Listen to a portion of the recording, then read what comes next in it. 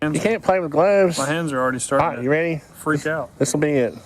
This is gonna work. I know. I can feel it.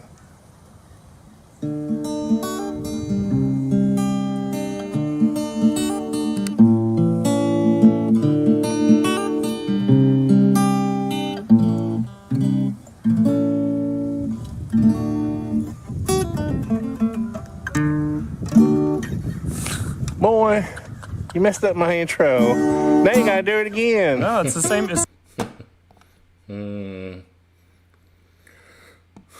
Are we live?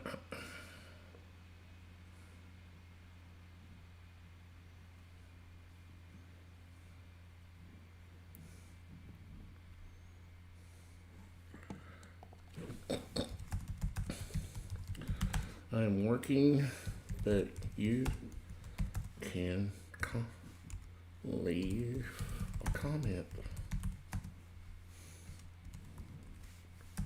Smiley face.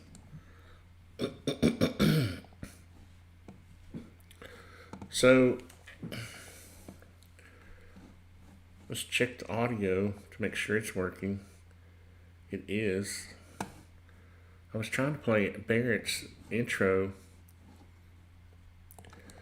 that he wrote, and I'm not sure if it worked or not. I'm just a bad producer. But this is another shipping container project. I think that Jesus has cursed me with these projects now that I said they make no sense. And actually, what I was talking about was using them as for home, for homes. And I have a video on that. But for this type of project, they actually work fairly well. And I'm going to change up how I do some things in this project, because we recently just did a project, Artisan Construction we did, where I'm going to pull one of these out. And this is the nice thing about working with components in SketchUp. You can just copy one of your components out where you can work on it easily, and then they will all change magically. But it's much easier to work with something that has edges you can measure to. It's just like right now, if I wanted to find the center of this, I can do it, but is that the center? I feel like I just missed it. You see, I'm not getting exactly the center. So maybe I was, who knows? That's the point. So what I'm going to do is I'm going to draw this like we would actually build it now, currently. This is it going to get in the way? 24 by 24. Yep, got in the way.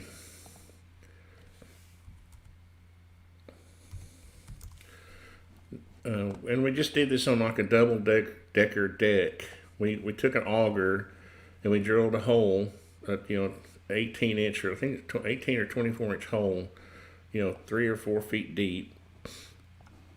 But we poured the concrete flush with the ground, and so we didn't have to have sonotubes. And then we formed up these 8-inch. Let's see, what I should have done was centered that box over that first. We formed up another footing on top of it, and so that's square. That's easier to work from. I want to make this a group so I can get it. And see, since that's a square, I easily found the center. And I know what you're thinking. You can find the center. You're just on the radius. You're just being lazy. But production is the name of the game, and I'm trying to produce something here. So now I'm going to explode this so it'll become part of that. I'll raise it up to 8. Oops. Let's see. Should I have done that? Let me raise it up first, so I don't have to. There we go. 8 inches. Now I'll explode this, and that will become part of that. One thing that just occurred to me is I should have got my bracket up here on top first. See if I got it.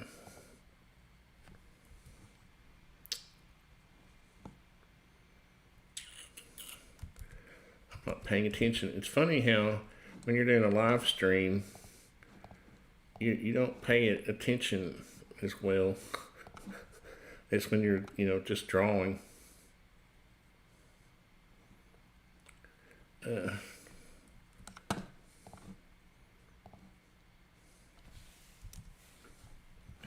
Trying to find a reference point that I can just click to.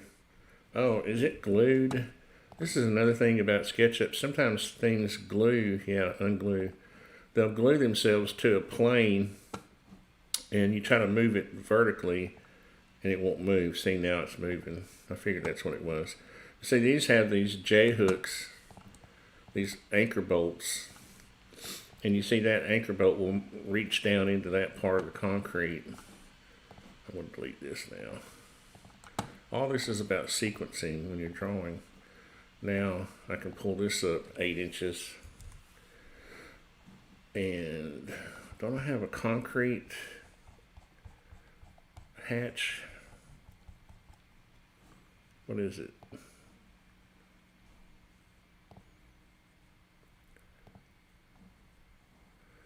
Select. I think it's this one.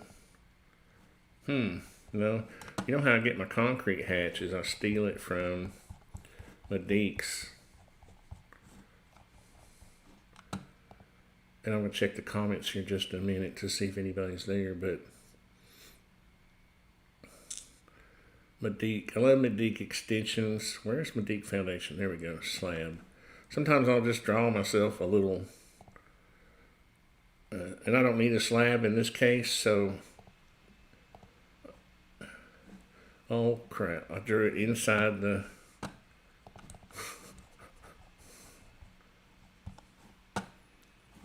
what is going on? It's craziness on Sunday morning. I'm losing my mind already. There we go. Now I just gotta delete. Since I was in the component, you saw that many.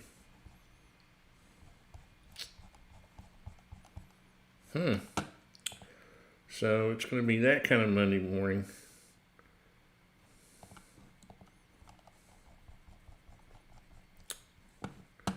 What happened to my footing I just drew?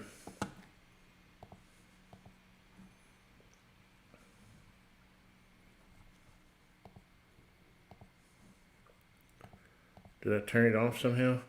Good Lord. Somebody tell me in the comments. Anybody watching? Well, we'll just pretend like that didn't happen.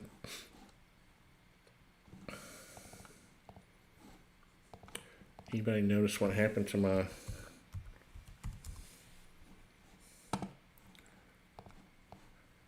footing I made, and did I deleted it somehow accidentally?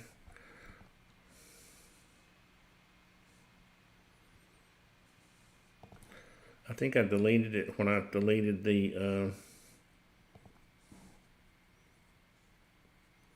is that the middle?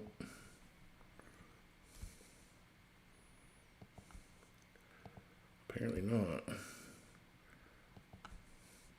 There we go. Now I can explode this.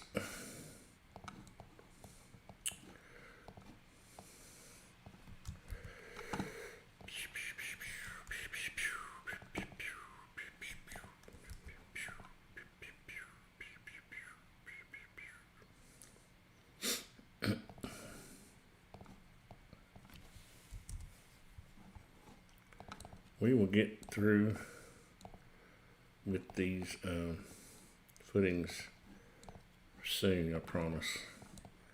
So now what I'm going to do is,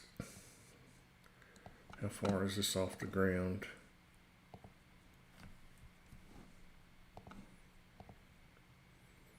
3 inches. That was to allow somebody to fill in 3 inches of gravel.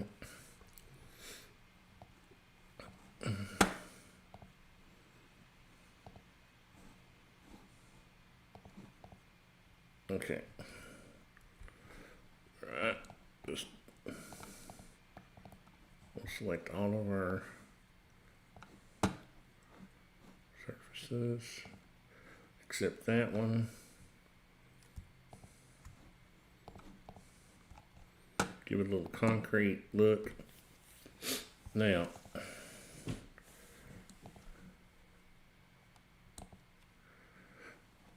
this would be formed up on top of the ground. And this is your 3. There we go. This is your subgrade, okay? So what we should probably do is move this down. So when you start your construction project, you remove the topsoil, right? Then you dig your holes with your auger. Okay, this is in the dirt, and you then you pour your concrete. Actually, then you form up your box on top of that hole. And what's neat about that is that your square forms will sit on top of that hole nicely, because the hole is round and your form is square, and you have edges it'll sit on. You form that up and pour them. Okay. Then you're going to come back with either gravel or dirt. Your gravel in this area and dirt around here, But what I'm going to do is show these back down where they were, and that we'll consider this our finished grade. Let's see, that should be right here. Yeah. And that puts the brackets back where they should be. So what these are is a welded bracket. I think I made these 4 inches.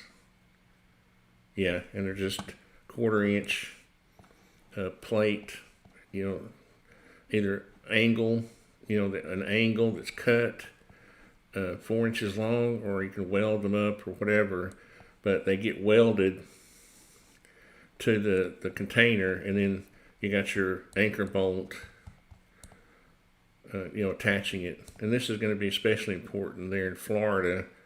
Now I got to look at the numbers of these things, because I think I've got on the actual container itself.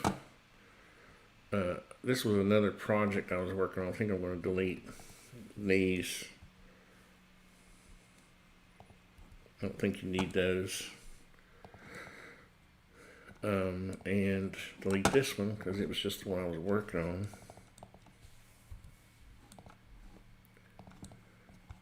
Now, on this particular project, let me get up here to we want to turn this bracing off for now, and let's see if I can get this. Bam, turn that off for now. What I've done is, over the years, I've collected a bunch of different things. This is the metal roofing I made for these projects, and also have an R panel that I've made, and that's just a piece of edge rake trim that it's the wrong pitch. All this is the wrong pitch. I just have to fix that. And then these containers are the containers I have collected over the past year that I think are the best as far as accuracy, the look of them, what's included, the doors, the heights, the widths. You can go on, SketchUp Warehouse, and you'll find all kinds of crazy. These were some other. Oh, these are not high cubes. These are standard containers. So you kind of got to watch what you get. So I'm going to actually delete these. I don't need these. I don't need any of that stuff really. And I only need one of these. But you see, since I had that, I just need to adjust the height. Since I had since I made that footing a component, they all changed on all of these containers. See if I can get that axis locked to there. There we go. But I don't need this one since I changed the other one. And this dashed line shows up in the foundation plan, which I'll show you. And of course, this was another job. This one, where I had two containers, 40-foot containers spread apart, and a roof over them. So sometimes I wonder if it's not easier just to start from scratch, or so I think what I'm going to do too is, let's see, let's fix this where these are in the proper location.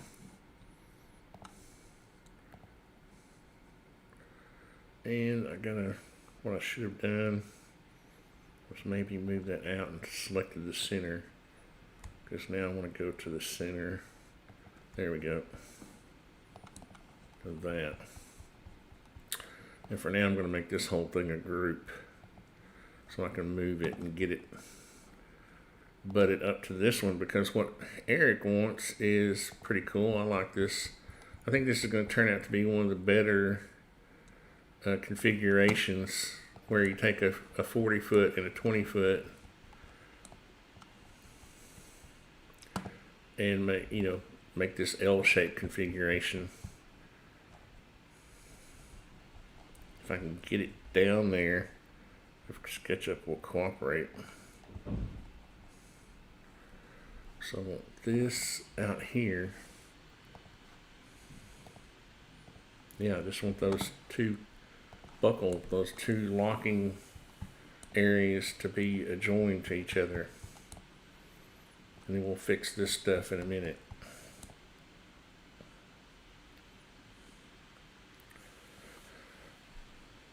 But I can tell this one's not in the center.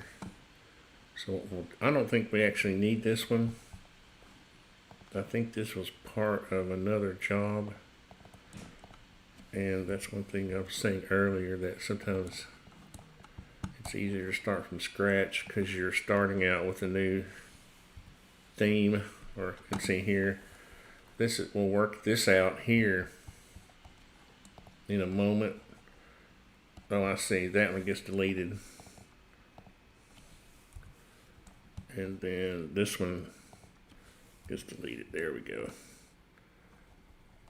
There we go, and we'll clean that up. Let me check comments. Hello, Richard. How's it going? I'm just working. So I think this one's going to be cool, though. Let me fix these. 2x6s. Did I make these 2x6s or 2x8s? These are 2x6s. Yeah, 5.5 inches. Who knows what a European 2x6 is? Let's see. Oh look, I've got that. Those is I need to make this one unique. I had these as components, so they were both moving. That was gonna freak me out there a little bit. But Richard, your 2x6s are, what would that be? 2.54 times 1.5. What is it? 4 or 5 centimeters. I was working with this guy in the Netherlands on a little project, and I'll be doing it later in the week, but I'll be showing it. But he's asking me about lumber sizes, and I was like, well, I don't know. What do you have in Holland? I don't think you have 2x6s. But what I did was give him let's see, the only thing about this is I'm going to make this one unique also because, well,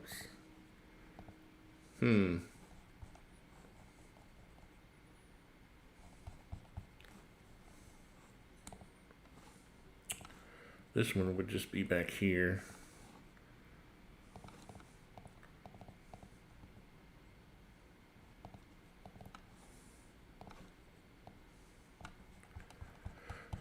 So he was asking me about his rafters and joists, and I gave him what we would use here. And I actually looked up their snow, average snow, believe it or not, in Holland is not any worse than Tennessee, pretty much. So I guess we're on the same latitude or something. I don't know how that. I'm a building scientist, not a weather scientist.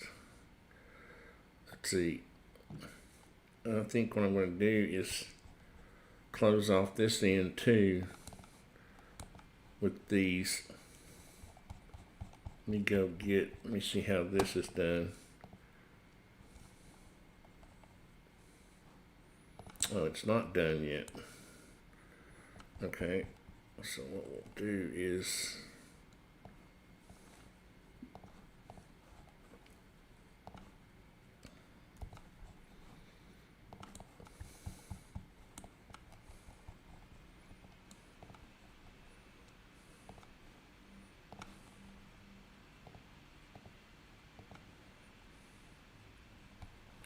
now these have to be notched. Some of the containers, these locking blocks, they don't stick up that much. And this is what you'll find about containers, is that there's 2 or 3 different styles that you see. Let's see. Yeah, I think I like that. Like that. And the reason I don't show these notched out is because a lot of times these just stick up like a 1/2 inch. There's no need they won't be notched out that much. So it's kind of a custom field thing. And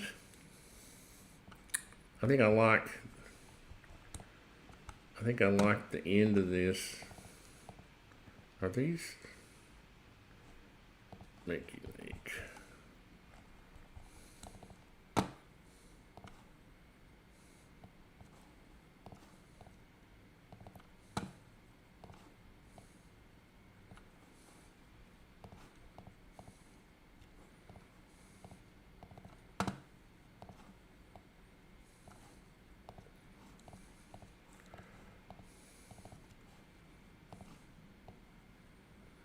I like that coming over the end of that, capping that end grain. I see what I did. I see what's going on here now. I made that group I made the group the component.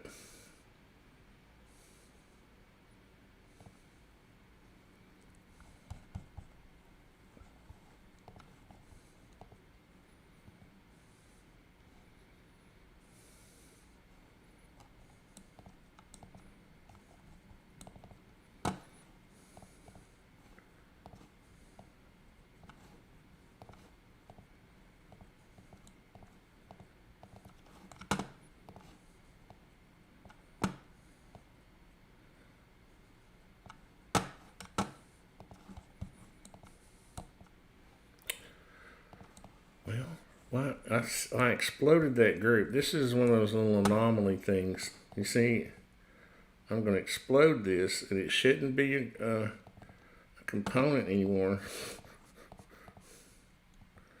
Is that okay? I got to make that unique and make that unique. Okay, this is where your component management comes into play, because if you're not careful, you'll go around changing things and you don't know what you're changing. This should have stayed now. Yeah, okay.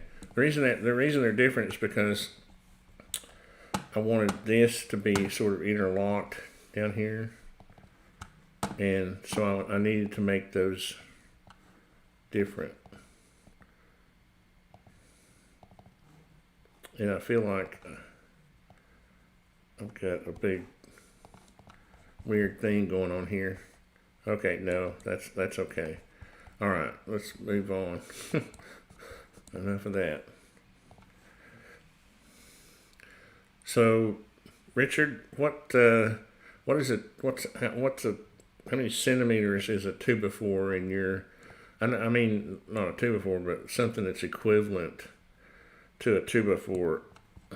Let's see, here we don't need.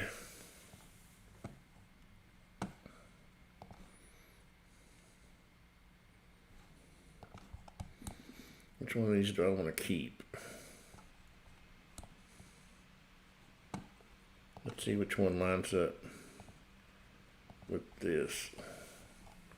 That one. So I'm going to get rid of this one. Yeah. Nope. Nope. I see what it is. This one is,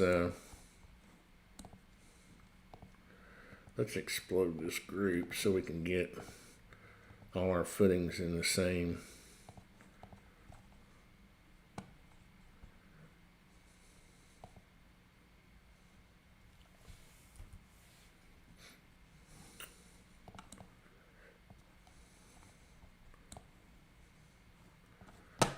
Because really what you want to do is on this one, I see we want to make this one unique. Let me go back out. This one needs to be unique. Well, it doesn't need to be unique. I just need to add. Let me copy this and then go out of it.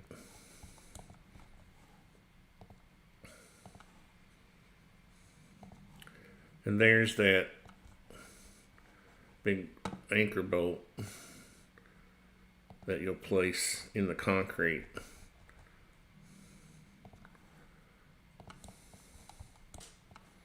Let me make sure these are lined up. This one.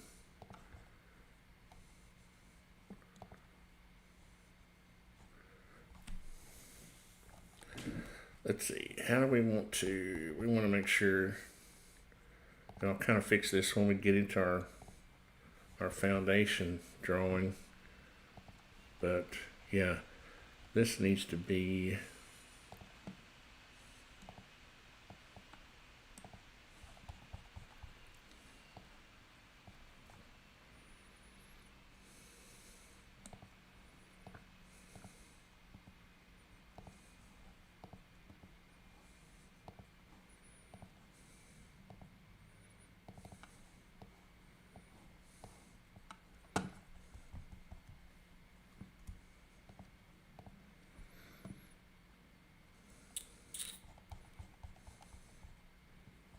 oh, I see.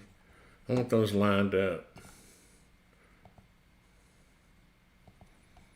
I want this one lined up with these, because this is the major row, and this is a minor footing for this container, so I'm more concerned that these 6 are lined up with each other when you're trying to lay this out on the ground.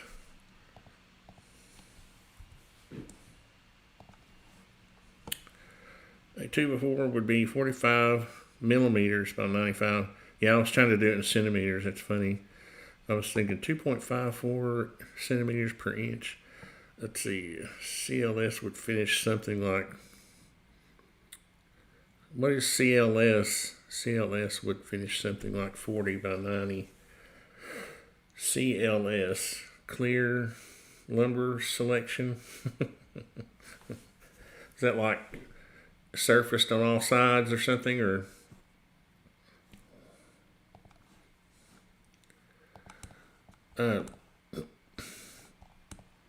so yeah, I think I'm going to like this configuration. Now, one thing I got to do here is change. Oh, look what I did.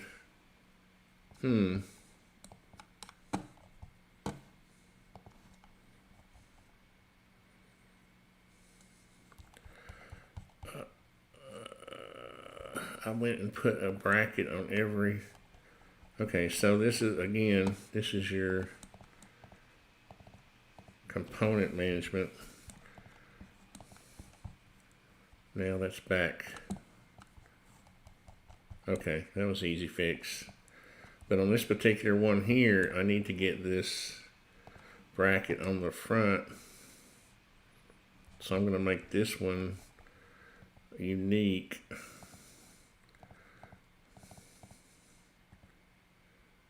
I'm going to make sure that I'm getting these unique, because I feel like before I was making these some of these components unique, but yet some of the other things were still changing. But what I want to do is move this one around here, because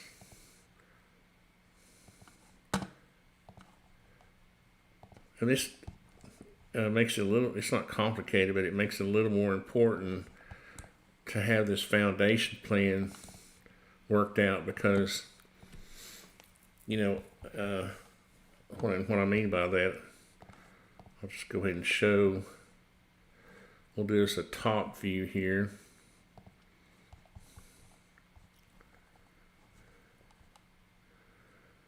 And we'll do parallel projection, and we'll turn the containers off.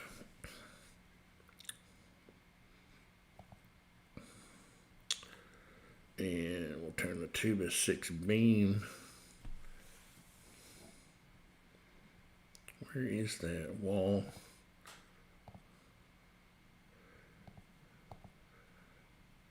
Yeah, we could do that.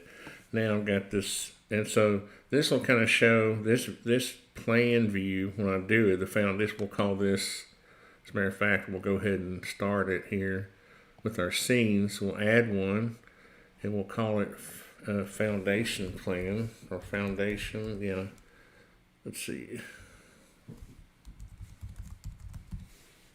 Plan, did I spell that correctly?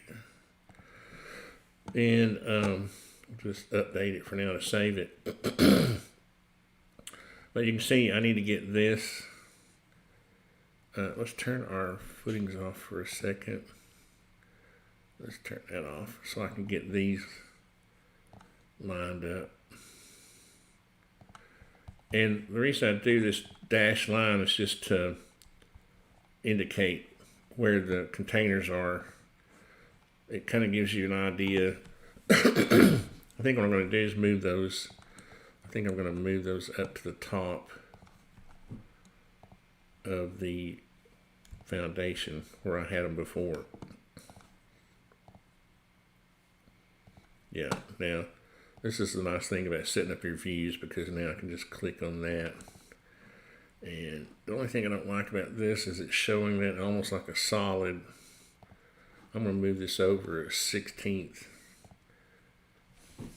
or 1/8, just so those don't overlap with each other. Yeah, so it'll still show up as a dashed line. But see, then when you're looking at this, and I'm talking to Eric right now, you'll just need to remember how these work out. And sometimes it's best to put your anchors in later. Like you can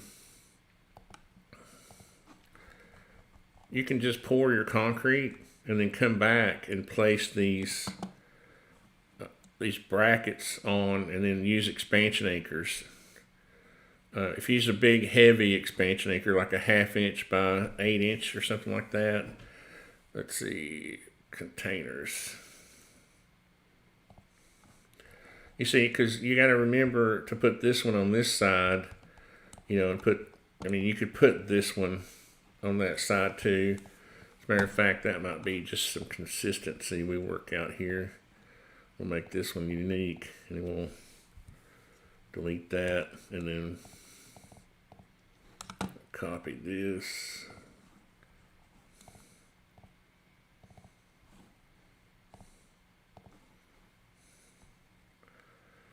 And I thought I could just bring that around straight over, but it didn't want to come straight over.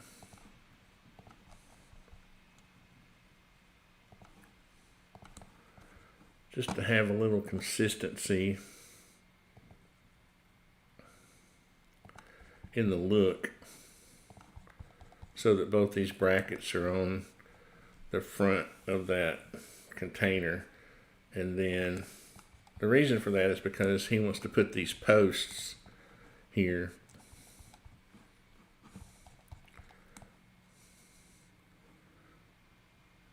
And I will show you what that looks like. Let's see, what happened to our 2x6? There we go. Because I need to know how tall. And one thing I like about the way SketchUp 2021 is that now we have these folders that we can organize. And so this metal roof trim, which I copied in here, needs to go into the roof folder. And this needs to go into, what is that?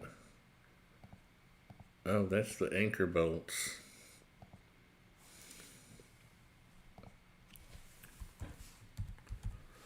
Somehow that layer got named something weird. So that would go into foundation. And so it's kind of nice. Now, before you just had a bunch of layers, it would look more like this. And you'd be searching. Now, you can, collapse it to your folder, and then when you want to work in an area, just expand that one. So I'm going to put these posts I'm getting ready to make. Now, I want to make these 6x6s because I think that would just work better and look better. So that's 5.5, 5.5 by 5.5. And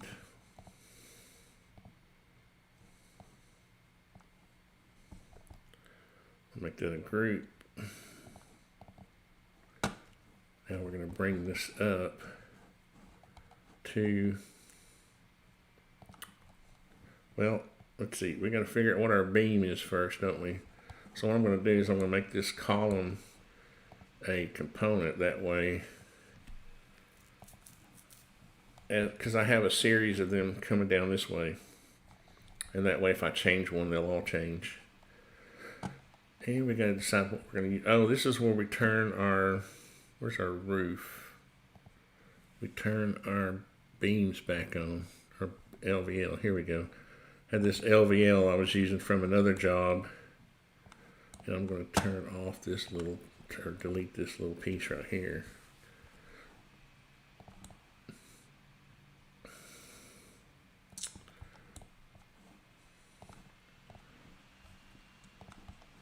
For now, I'm going to move this over here. We're going to put it flush. Get over there. There we go. Get up there.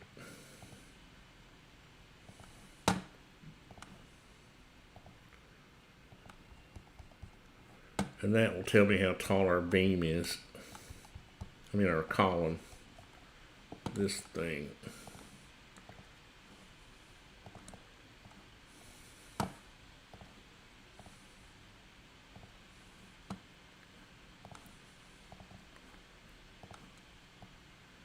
So we'll go right there. Then it will go over flush. Like that, and then it'll just be pushed up against. I'll probably leave a little space there, but this block, I call them locking blocks, they kind of stand proud of the container up and down and in and out. So that'll force it. There'll be a little gap there anyway. You can see daylight between there. And then down here, you might need a little more space, because down here we're going to want a, and I forgot to get this. Let's see if I have any other comments. Canadian lumber standard. Oh, Well, Canada must produce lumber in both, because I think, don't we get some of our lumber from Canada, or we just get it out? I know we get it from out west, northwest. They had all types of sizes and timber where I worked. Yeah, like here, a 2x4 is 1.5 by 3.5. And one thing I forgot, I've got a really good somewhere I've got a really good post base. Am I signed in? One thing that's annoying about the new SketchUp is that they're not associated with Google anymore. And if you're just logged into Google, you're automatically kind of logged into 3D Warehouse. Let's see, Simpson post base. And when I try to download this, it's going to say, "Are you logged?" I knew it. Dadgummit. And now I got to go find my login.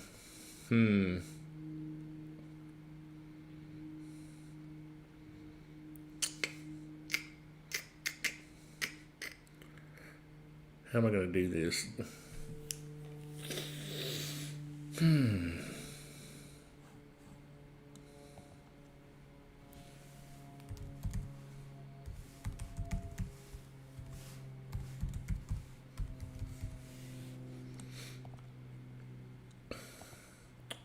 And see, it won't save. It won't save it.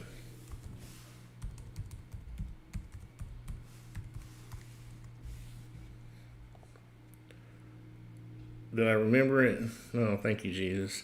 All right, so this is the one I like to use right here. Pretty sure this is it. That looks like it's it. So this would go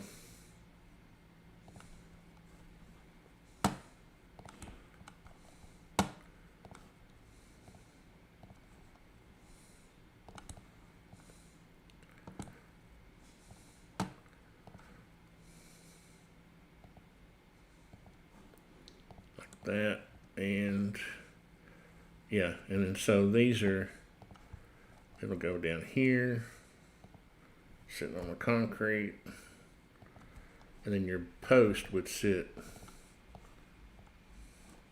think they're an inch off the, they come up an inch. Let me lock that axis, yeah. There we go, yep, they come up an inch. So that's kind of what that'll look like. And what happens is it has this little, and I think what I'm going to do is just, for this job, I'm going to change these to expansion anchors, because this job I can already tell is going to be, looks like I need to fix the size of this.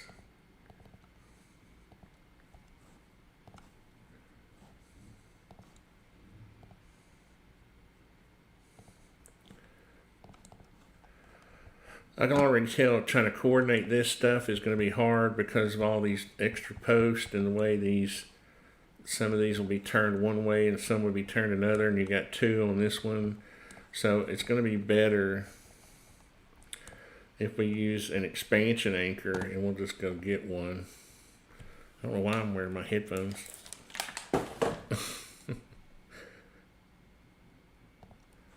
We will just get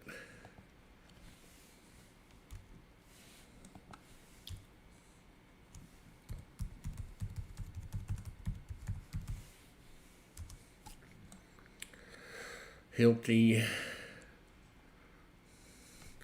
Dang it, I'm gonna have to go, let's see, 8 by 20, 10 by 5, 8 by 20. These look like, I'm gonna have to go look up 12 by 20 by 60, 20. What I'm gonna do is just grab one of these and I'll make it a component. Now, see, this not, that might be big enough. I don't know. We'll see.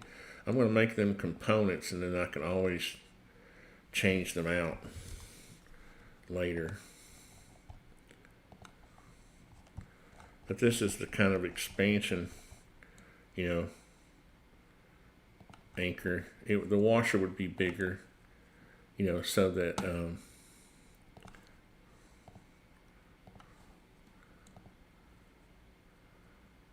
so it would, you know, it would fill up that slot.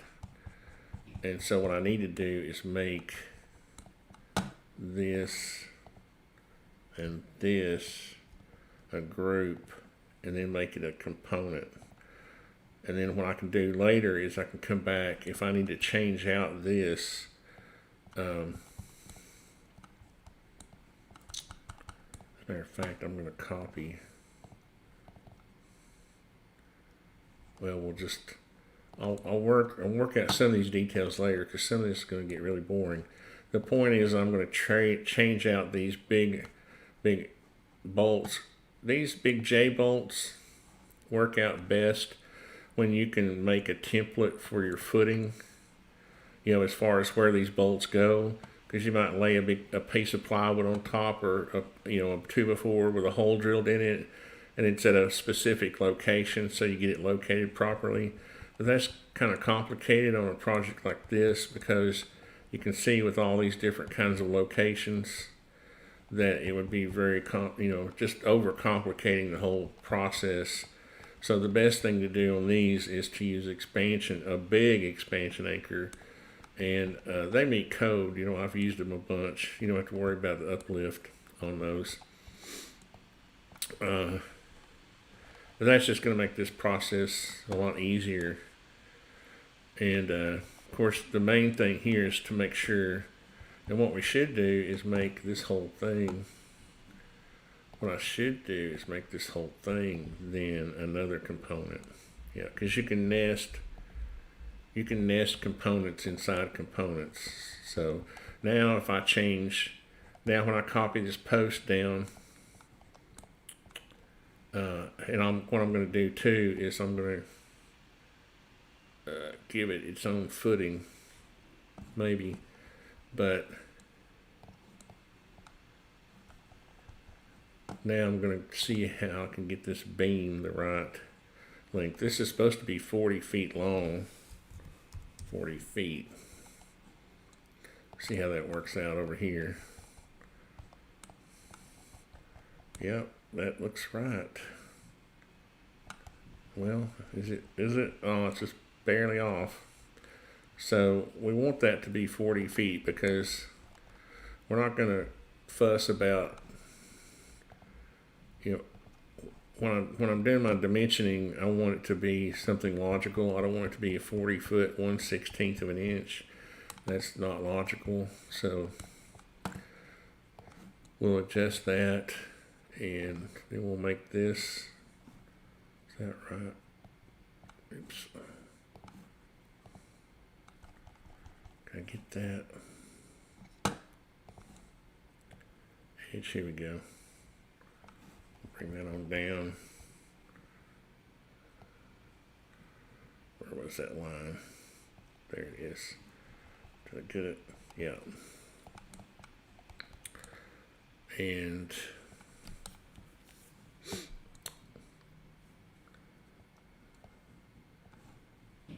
I don't think this is a component. No good. I just want to leave it as a group because there's not enough of it to worry. Now here's a little something I'm going to have to work out.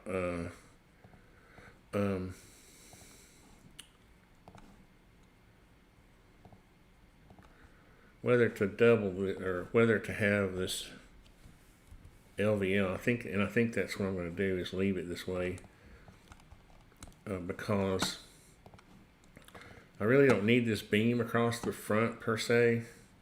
There's not, as you'll see if you're brave and watch the whole thing, you'll see that it's not necessary but what it does do is it kind of gives you a, let's see, this would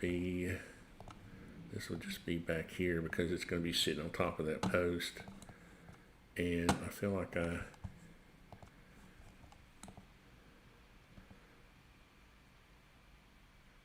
that's a group. Okay. Yeah, that should be like that. But what it is going to do is form a little, inside here, a little box, a little header looking thing for your ceiling to stop against, and that'll be more obvious here in a little bit. So I think this is going to end up being, now one thing we could do is make it a smaller LVL though, because I think this is 11 7/8.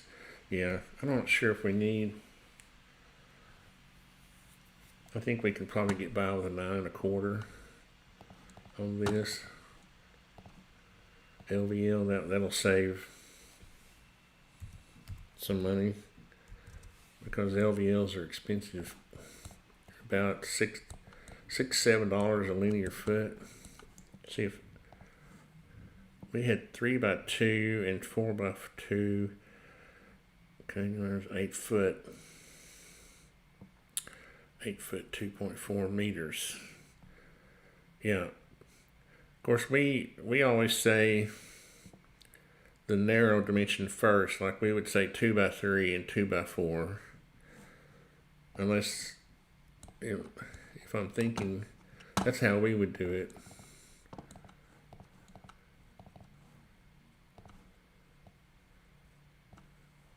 So that makes more sense because get rid of that construction. Oh shoot! I'll put that inside that group. Then we'll do the same for this one because he wants these posts on 8 foot centers, and there's no reason to have that big LVL up there. If you're gonna go 10 foot centers on these, and I'll show you in a second. I'm going to move this. We're going to double this. Then we're going to show you how to interlock these things to make them strong.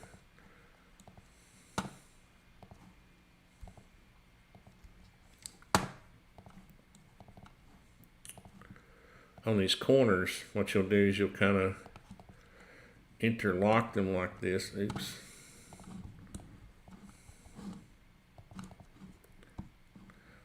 So you can screw or nail them in that one into that one, the face of that one. Then you can nail this one into the face of that one, and you can, which depending on the sequence, you see, this interlocks them all, and it gives each of these outer ones an equal chance to sit on this post that I'm getting ready to bring over now. And why did that get short? Oh, duh, because I made the LVL narrower. There we go. So here, what I want to do, and I want to give this post a color. I think I have a treated lumber.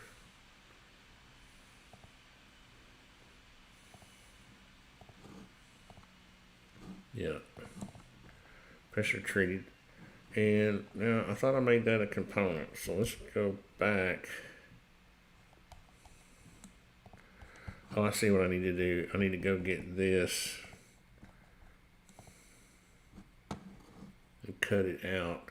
See, I don't think something was acting weird this morning because I could have sworn. I gotta fix that too. I could have sworn that I put this inside that already.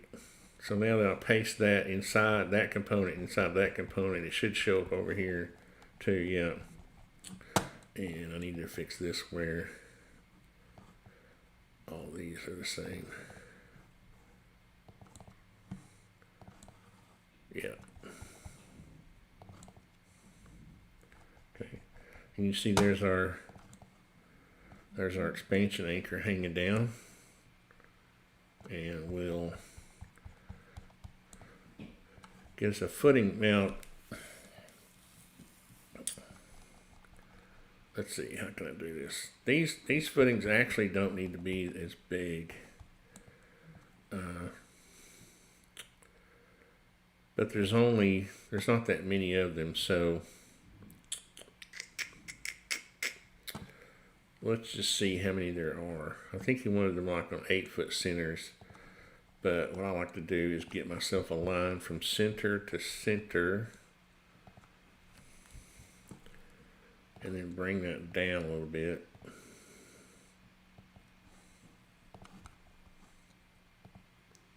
So I can see it. And then divide it. And I can, this is another thing I like about SketchUp. You can kind of move your cursor back and forth, and then you can hover there and it'll show you I got 3 segments at 10'6". If I go to the next one, it would be 4 at 7'10" and 5/8". And I think what he was wanting to do was run these boards. Really though, you don't need that many posts. You don't need them on 8-foot centers. You can get by with this 10'6". So we're going to start off with that. And if I need to change it, I can. So now all I have to do is grab the center of that, copy this over there, ×2. And there we got our perfect spacing. I can delete these.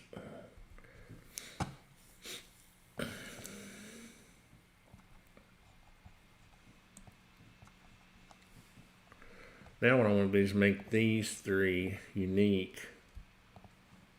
I wonder if I could get by with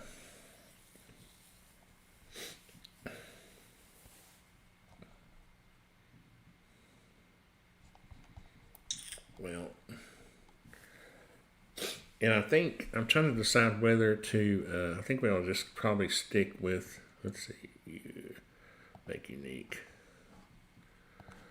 Probably stick with the same size footings just for continuity's sake. So I'm going to make myself a 24 by 24. And it's going to be 8 inches thick. And it's going to be that same, oops.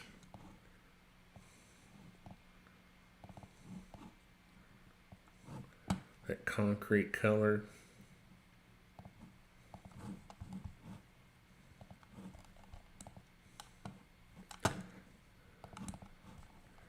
Did that work? Why did that not?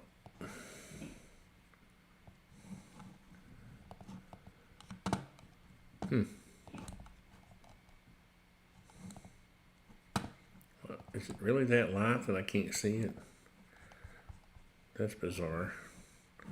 What if I made it darker? Would I be able to see it? Yeah, okay.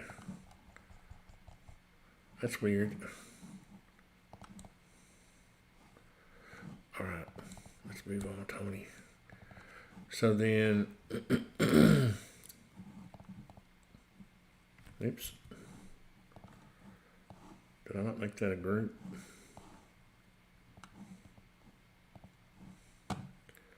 Let's put it here, and then let's move it up to the top here for a second. And that way I can get it centered that way. And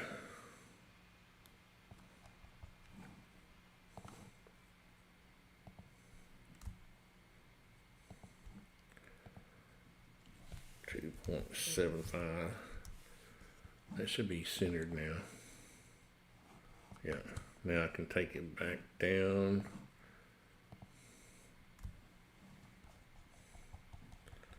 To the bottom of this. And I really don't think that's going to add much cost. I mean, I just want, when I look at my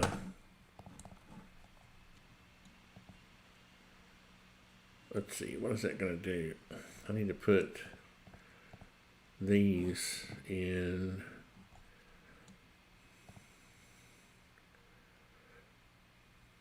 concrete piers, footings. Let's put it in footings.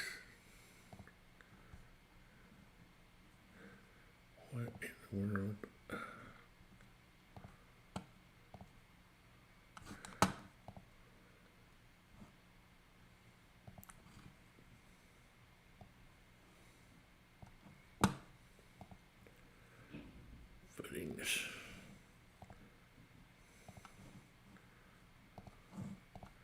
That way when I go to my foundation plan, we'll see what's going to show up here. That's fine.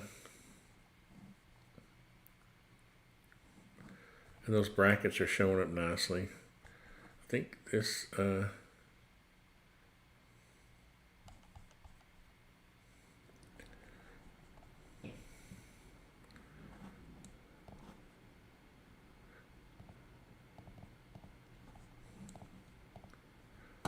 what's up with these dash lines not being,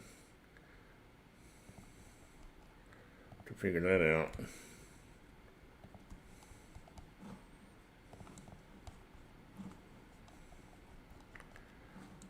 Oh, I know what it is. They're not lined up with the blocks, which they're not supposed to be. Let's see how far this is. We'll move this over an inch.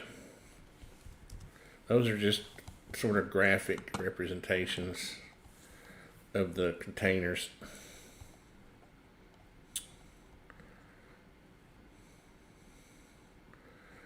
Now what we'll do is set us up a working view. So let's turn this on perspective and turn this on perspective. And I got that ground locked. That's why it turns red. Sometimes I accidentally delete my ground, and so I'll lock it so I don't do that. Then we'll turn our containers back on. Where are they? Containers. And let's just turn everything. Everything should be on for our working, except the bracing right now. I don't want that. That's the roof bracing that I had on another job. I thought I'd bring in to remind me to do it on this. But I'm going to turn it off right now, and we'll just call this our working. I like to have a working scene to go back and forth from plan views to the perspective work. Just update that now. You see, when I check my plan views, I can pop into that view, and then I can just bring back the working view. So let's check our width. It should be 28 feet before we start with our roof.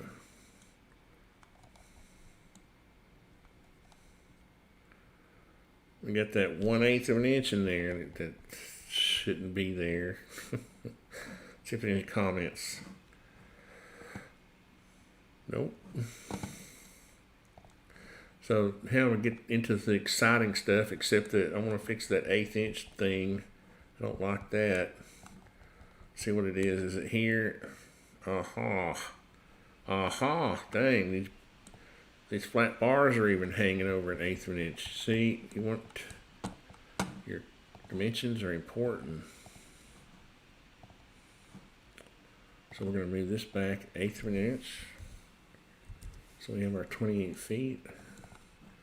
We'll move this back to there. And these should be in their own, group. 1/8. Not sure how that got off.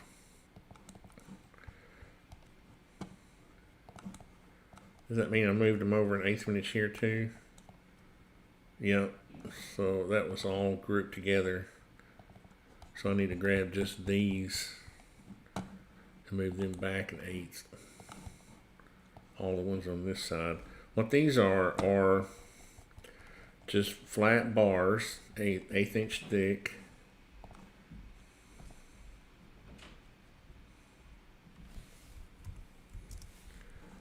I think they're 2x8. They're 1/8 inch thick, and I think they're 8 inches long. Maybe they're 12, 10 inches, 8 or 10 inches, whatever it takes to get a couple of lag bolts into your 2x6 beam on top of the containers. The reason I call that a beam is that these containers are only designed to hold, the roof will only hold a certain amount of weight. So this adds kind of a beam to the top of it. It also spaces your trusses up off the container because your containers are lumpy on top. They have those ridges in the roof to make it stronger. So this will add that 2x6, welded, bolted to this, strap will add some strength. Because really all you have, these shipping containers are just, all they are is this metal panel with a 2-inch channel at the top. They really aren't designed to carry much of a load on the roof. All of the container has this big channel on the floor. All the weight is on the floor. And then when they stack them, there's actually a space. When you see them on top on those shipping, the big shipping ships, there's a space between the floor and the seat and the roof of the one below it. One thing I meant to do was on one job I had a bracket here that welds here to hold up this. I think he's going to want to put a post there because, which means I got to turn this around too. So looks like what I'm going to do is come up with some continuity here. Let me get outside this and make this unique.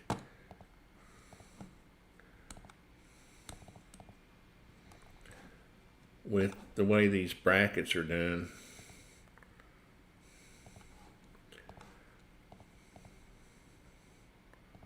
Oops, so that they're not kind of haphazardly. They don't look like there was no thought put into them.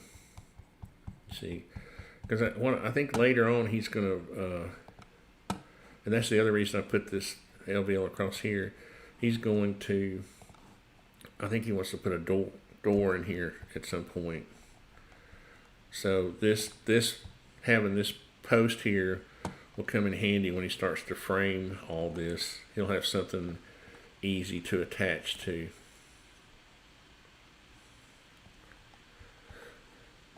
Like that. And then so what I'll do is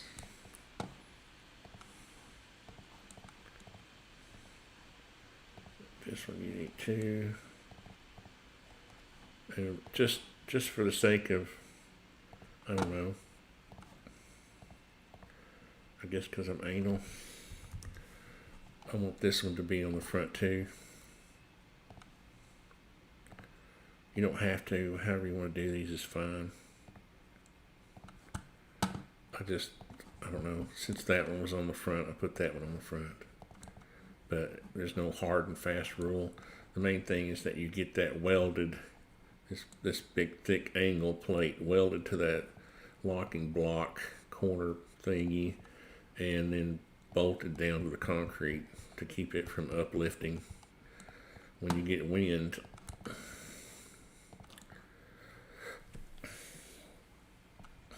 So we're getting there. Any other comments? Is this CAD? It's a SketchUp, but yes, it's CAD, computer aided design, but specifically it's SketchUp 2021, SketchUp Pro 2021. And so now what I'm going to do is you can also see here that the way this beam is interlocked, that way it works. It sits on the beam. The post well. So it all works well. Why is that not flush? Aha. Going to be another little irregularity there. Let me see if I go from here to here. Oh, it's a 16th.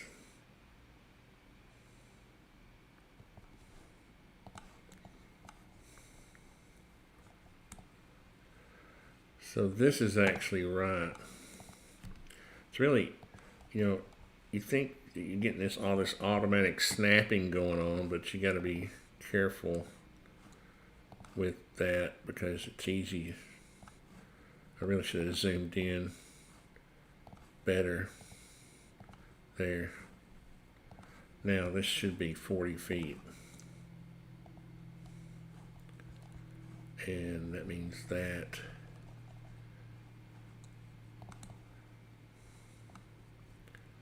yeah, okay. So what we're going to do is, let me check this. I want this to be 40 feet from here to here. Yeah, it's a 16th off too. Dadgummit. So I'll move this out. You know, what's funny is in real life, you know, there will be some inconsistencies.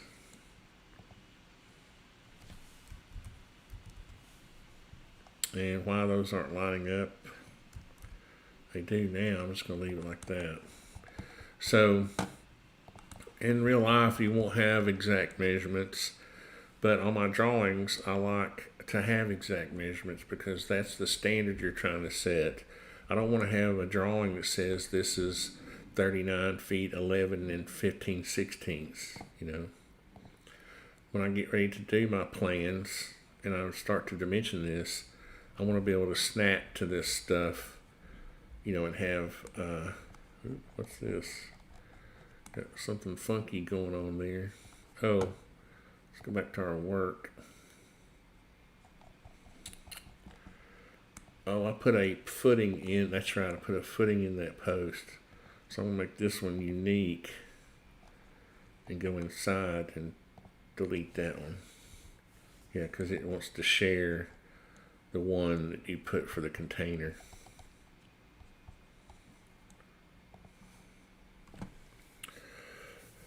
Hi from Chicago. I would like to learn what you know. How did you start? Oh, well, it started 40 years ago for me. In high school, I took drafting. Well, I always wanted to be in the construction industry and own my own design build company. So I started out in high school going to a building trade school. Then I went through the National Home Builders Apprenticeship Program. Then I helped start Habitat for Humanity in Chattanooga. Then I went to work for another nonprofit housing. And then I had in between all that, I had my own framing crew, and I kind of started my own, you know, little thing. And just over the years, starting about 1990, I worked for about 10 years in architecture. All of this was to prepare to start Artisan Construction, which I've owned now for 16 years. So I did work in architecture as a project manager, but what I would do is I would basically do the drawing work, and then the head architect that I worked for would review and stamp those drawings. So I got a lot of experience in how to create construction drawings. And so in SketchUp, we build the model, we do the CAD work, and then we have another software that goes along with SketchUp called Layout, and it's where you actually do your construction drawings based on views that you set up in SketchUp. I'll just show you maybe an example, if I can find a quick example of like, let's see, what would be a good example? Yeah, like here's a house that I did for you see, so this is a sheet of paper, right? This is a 24 by 36 sheet of paper, and this view here, this blue rectangle, is a view into the model, right? So if you go to the cover page, you'll see I've got perspective view set up, and here, and we scale these views. So if I was going to make this foundation plan for this job, I would come and set up this view, this foundation plan in, and of course all this junk would be gone, be turned off. You know, all you would see is this, and then I would dimension it like this. I would go into layout and actually put text. All the text and dimensions are in layout. You see, you do your.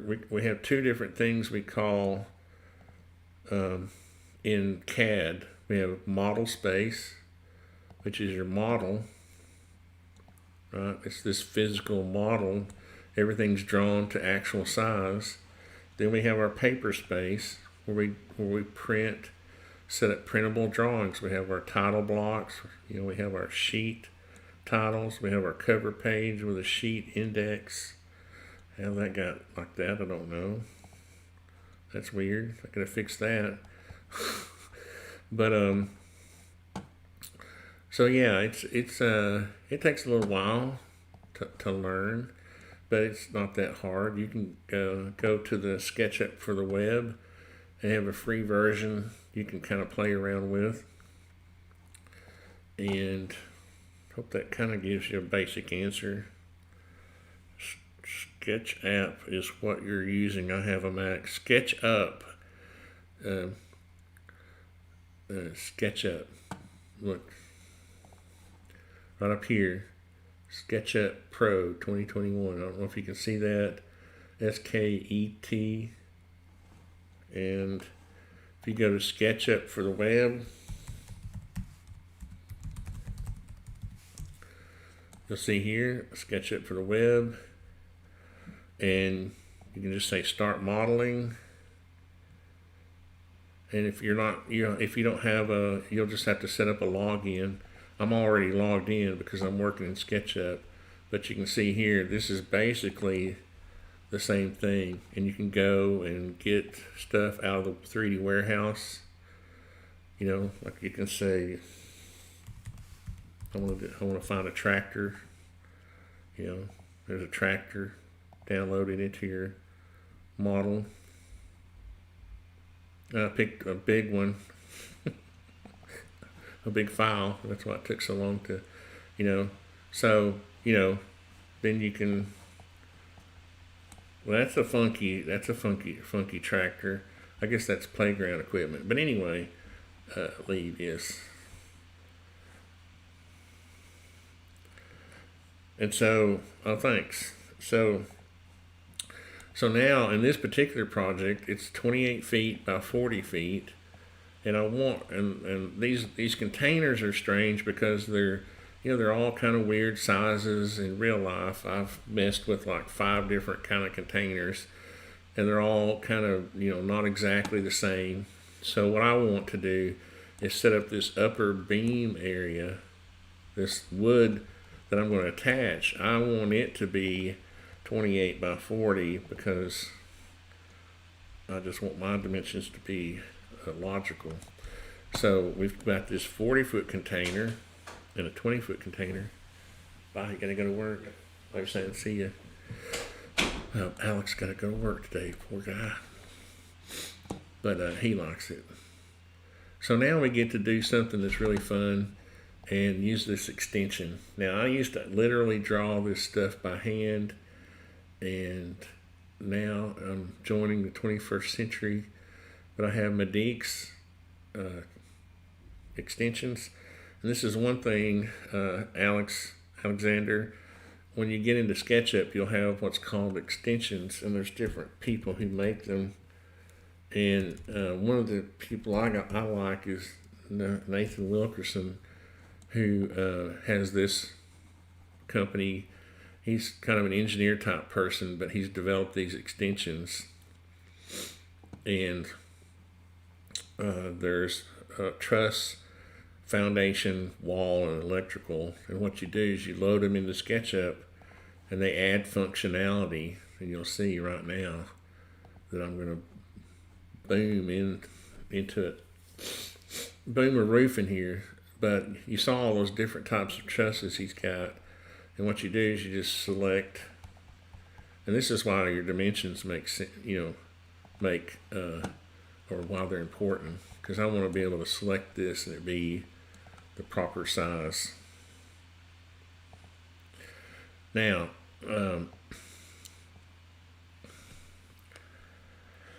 see, after all that, I'm still 27.99994. So I'm going to make this 28 feet. 28 feet. And I'm going to make this a 312 pitch for now. I think that's a good start. He's going to use a metal roof, so you could go down to 212 if you wanted to. And I like a 24-inch overhang. Cord size, fine. Raised heel, no. The raised heel on a truss would be, well, I can't get into all these parameters because it'll just take too long, but 40 feet is the right length. 24-inch truss spacing. Gable in truss. Let's see. Yes. And we want to turn on our advanced roof options because that gives us all of our roofing and gable stud spacing. Okay. And for now, I'm just going to leave all this sort of the way it is, and we'll see how it turns out. There we go. See, isn't that cool? Now, right off the bat, I mean, that's kind of a low pitch, but I need to get with Eric and see what he wants to do. And I don't see my ties, roof ties. But the nice thing about this extension is I can go back in here, I can select it, and I was going to say, usually you can edit it, and then your parameter window will shoot back up, and then you can go in and change things. Like I could change the pitch, and I can also, oh yes, I do want roof sheeting, and OSB is correct. Gable wall sheeting, yes, I do want that, and subfascia, yes. Drop, yes. Now, typically on a building like this, we would use a 2x4. So that's 3.5 for the subfascia, and I'll show you why later. Rake board, yes. Gable overhang, 24 inches. Rake board, 3.5. Outlooks, yes. Here's another interesting thing. On this, do we want structural? I think we do. I'll show you that in a second. Structural outlooks, yes. But you can put them on 36 inch. I mean, this is really a personal thing. Actually, you can put them on 4-foot centers. And get by with that. If it's on this type of building, if it was a house, I'd do them closer together. But on this type of building, you're trying to think about, economics a little bit. Gable wall cladding, yes. And we'll just go down here, soft fascia, yes. Fascia depth. Since we made our bar trap, our subfascia 3.5, we can make this fascia 5.5. That'll save some money. And we'll just update that. It should be a huge difference. Yeah, close. See?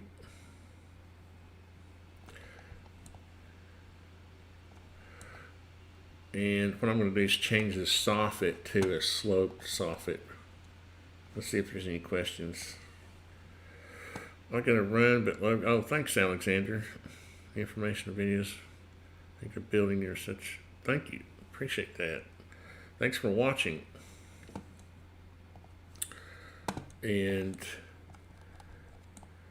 I think I'm going to change this to a.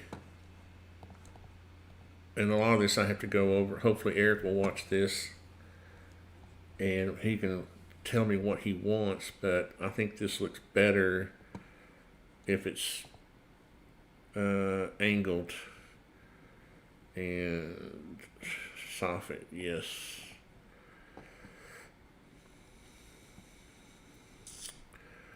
Wall cladding material. Let's do 1811 for now.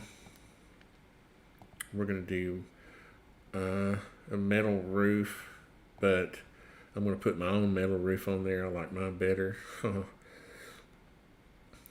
Yeah, I need to talk to Nathan about putting that 5V10 because everybody loves that stuff. And I usually end up having to put it on. And this is really the way these buildings look better without that boxed soffit. If you just let the soffit go with the underside of the rafters, the trusses, I mean. And I'll turn off the roof decking to show that. Roof. Let's see, I got to put some of these sheeting. You can see that the soffit, and I'm going to change these. I'm going to change these outlooks here in a second to be. And I got to ask him about this too. There's two different ways you can do these outlooks, these outlookers. Is you can put them on flat. There's several different ways. Let me turn off the soffit for a second. Okay, and then the wall sheeting and wall cladding. There we go. So there's a few different options here. The way I like to do this, and I'll show you. I like to turn my outlookers up vertically, and which I love the way he includes this outlook horizontal vertically. And then what you do is you drop the truss. Let's see, where's that option? Let's see if he does it. Yeah, then you'll get a drop truss when you do that. See, what you do is you tell your truss manufacturer, and see if you do it this way, you can also put your, it's not a big deal to put your outlookers on 2-foot centers then, you see. And this is part of your design sort of evolution. You kind of go through things in your head, and I have some kind of animal in my attic making noise. Let's see, where's my outlookers? 24 inches on center. Because what that'll do is that'll serve as, I'm going to show you, that'll serve as your surface to nail your soffit to. Also, good Lord, the scrolling. You see, if you have your truss manufacturer build you a drop truss, which means they drop it this 3.5 inches, then you can let your outlook sit flush with the last truss and sit on that house line truss. This is your gable end. I call it a house line truss. And it has these vertical members for nailing. And the reason you can get by with that is because it's non-load bearing, because we have this beam sitting here. And on this end, it's sitting on the wall. You see? So there's no reason to have the webs, the cord, these webbing in the truss, because it's basically sitting on a wall. And so you can put, that's why you can get by with these vertical members like studs to nail your sheeting and siding to. But this, I don't know why a lot of people won't do this. I think it's the time, they won't take the time to plan this out, and they just forget. And what they'll do is they'll count their trusses, and they'll just put regular trusses on the end, and they won't be dropped. And then what they'll end up having to do is notch in their outlooks, which weakens, the truss.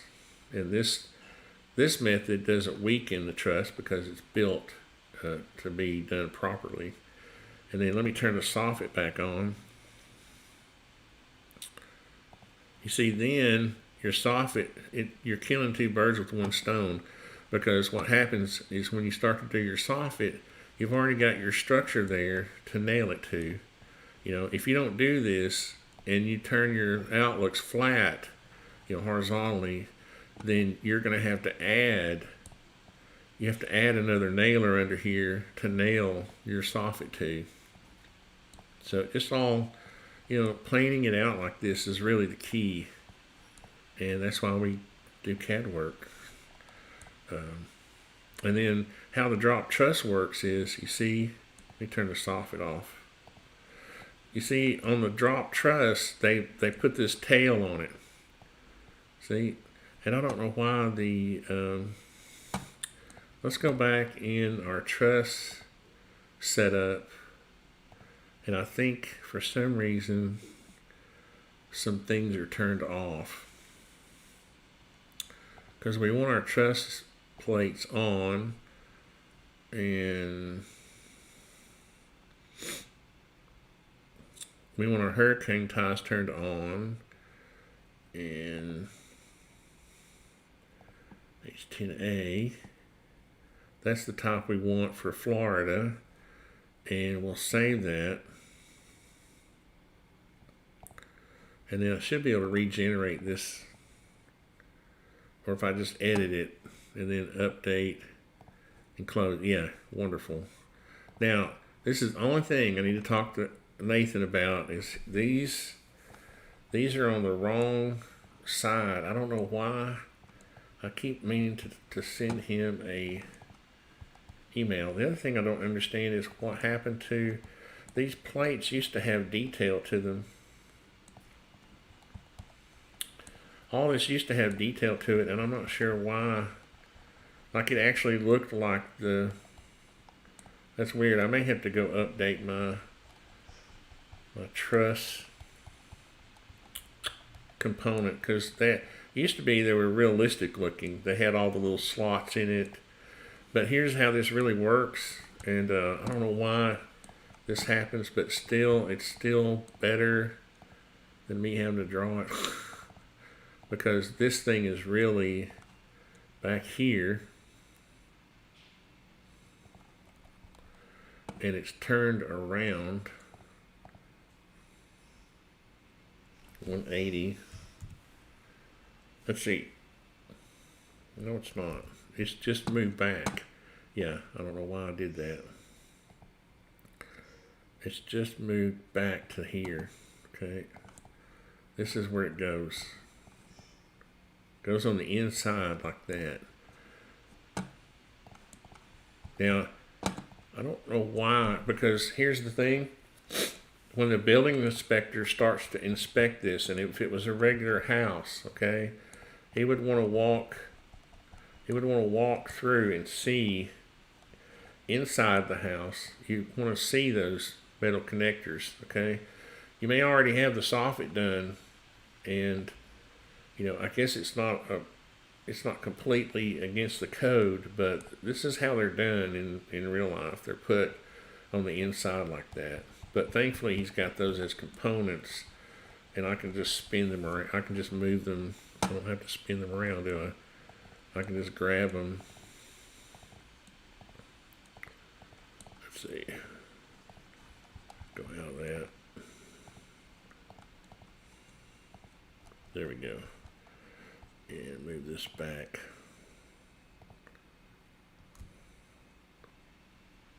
To the inside like that. And these are the H10 type that are required for high wind areas. Here in Tennessee, we can use the standard, if I can get out of this, I'll show you. Since we're not in a high wind area, rafter tie,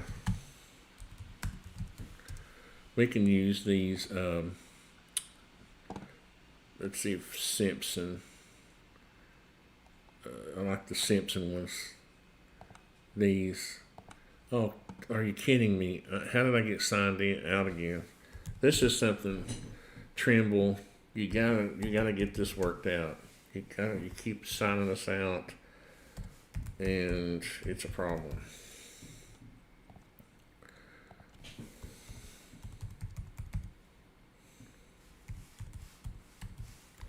Don't try to use my password. It won't work for you. There we go. Where is it? This is the type that we would typically use in Tennessee here. Like that. And it's just down there in the same place. Like that. Actually, it's turned around. But I'm going to delete that. So let me check something right quick in the global settings. Why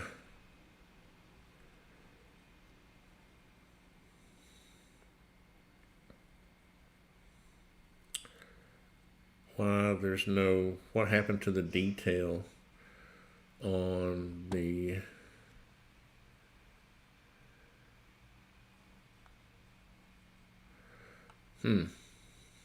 well, I won't bother you all with that, but I'm going to find out why, because these used to actually look like the actual things, but it doesn't really matter. It's just, it's there now. They're there to show locations. But here's the thing too, is if you'll use a 2x4 for this barge rafter, I call this a barge rafter. I don't know why, that's what we've always called it. It's the rafter that hangs over, the overhang. And the subfascia is a 2x4. And what that allows you to do is, if you turn on your soffit now, you'll see you use a 1x6 for the fascia, and it'll hang down. You see, and all that does is create a situation where it's not as expensive as using a 2x6 subfascia and a 1x8 fascia. So this whole configuration is set up to be more affordable because of the use that you're using it for. And then we'll turn on our roof sheeting. And the other thing I want to do is collapse all these layers and get everything organized. Because see, what is that AB? Let's see if I can delete that. No.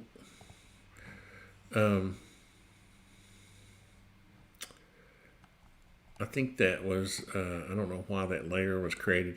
Anyway, this extension, Medic extension, creates its own layers, but what you need to do is come back and take all this stuff, roof, roof, roof, roof, roof, and put it in your roof folder like that, and then you can see it starts to organize. Floor sheeting goes in floor, and ties go in the roof.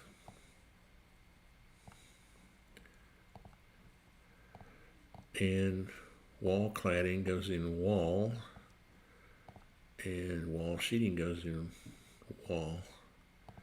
And see, now we have a nice little folder.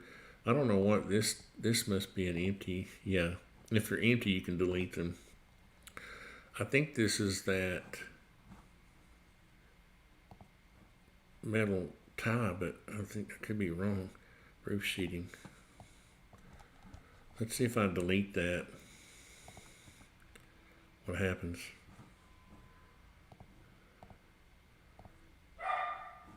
I didn't see anything delete, so I may not have needed that, but I think what I'm going to do is don't delete it yet and figure out what that was. Now, the other thing he wanted was, let's see if I have any comments. Nope. We're doing, how long have we been going? A little while. I wanted to get this as far as I knew what he wanted. So let me turn off this soffit so I can see better. And yeah, I can see the post and siding. So what he was going to do also is he was going to put these, I think they're 1x6s, kind of as slats across here. I'm a little bit afraid to do that until I talk with him. But I've got the time, so I think what I'm going to do is go ahead and draw them. And let's see how long this is. This is the 32 feet. So, too bad I couldn't have got by with a post in the middle, but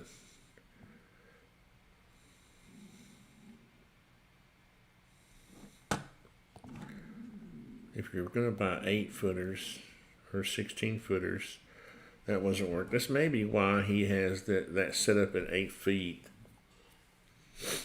which really we're only adding one more post, so we may need to go back. If I wasn't enclosing this, this would be the most economic setup, just 2 posts. But since he's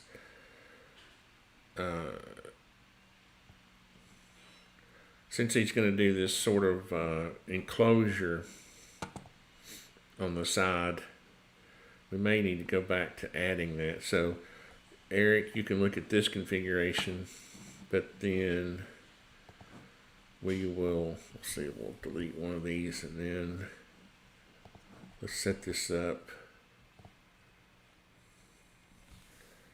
2.75. Then we'll go to here.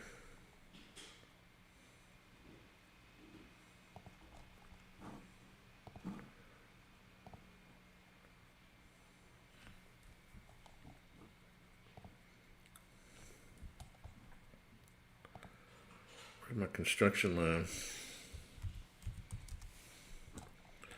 There it is. I just want that to be in the middle. Oops.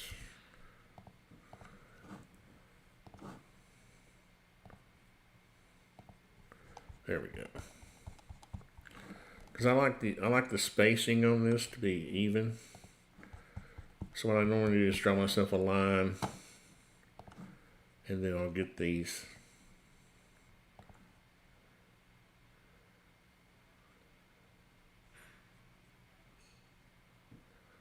Yeah, so that's really what we want right there. We want these. That way he can use, the reason this matters is because you need to think about the lengths of your materials, and it's going to be too wasteful. It's probably, as a matter of fact, going to be less expensive to go ahead and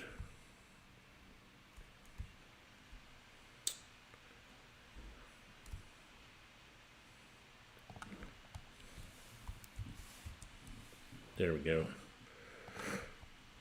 To go ahead and do the extra post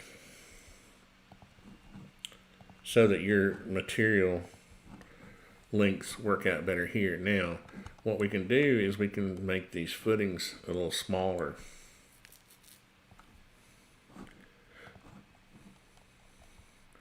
And I'll do that later because that's going to be boring. I know this whole thing, you're saying this whole thing's boring, Tony. I know. Just bear with me. Bear with me.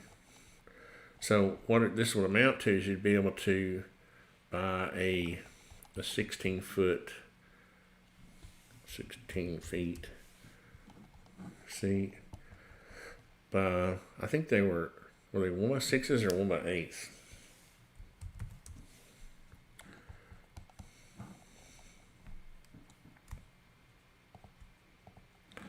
And we'll make this a group.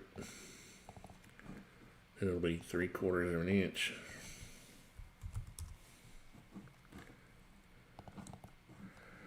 And I think what I'm going to do is make each row a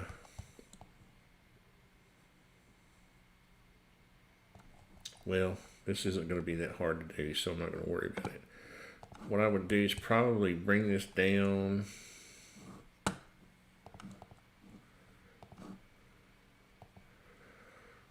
just to the bottom of the post, so it gives you some room. You don't want to run this down to the footing because it'll be in contact with the concrete. So, and then you would have another one. And I'll show you how to set this up to where it looks good.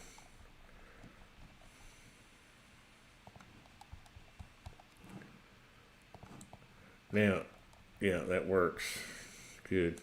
So now what you do is you take one of these and get in the middle.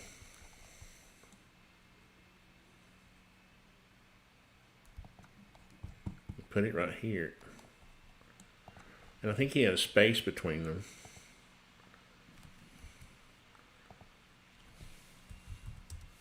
Not sure, that's something I'm going to have to work out. And then you would have two 8-foot pieces right here.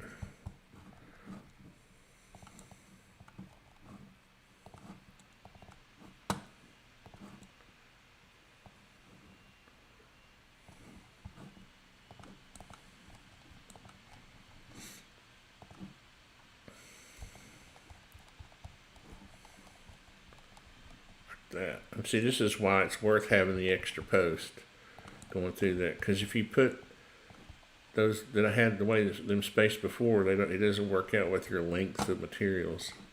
See, now you can make all this a group.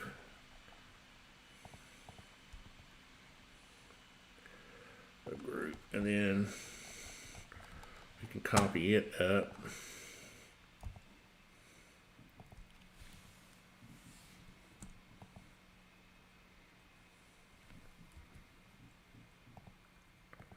Like that, and then we can, that would be about 12 inches, 8. So we can probably do this another 6 times.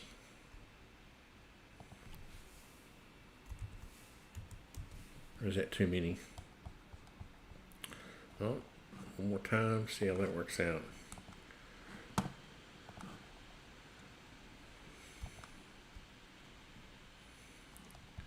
Let's see, what was my reference point? That. Yeah.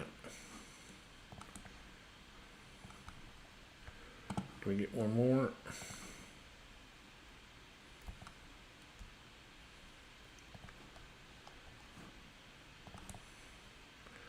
What you'd have is you could either do it like that, or like your top row could be 1x4s, or whatever it takes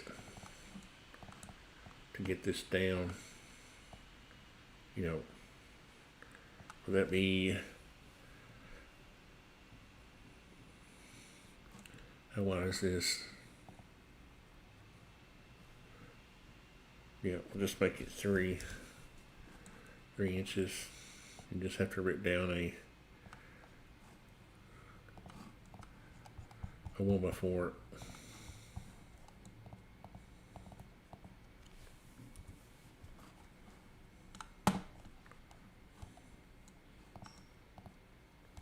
What did I do? I deleted it accidentally. I meant to just delete the construction line.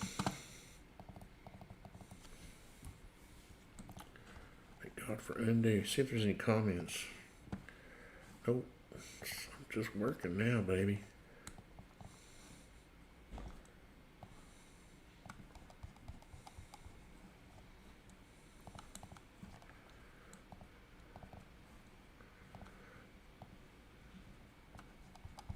Okay. So I don't know if that's exactly how he wants it, but that would be how you'd work out your joint pattern. You wouldn't want to line them all up, you know. It looks better if you stagger them like that.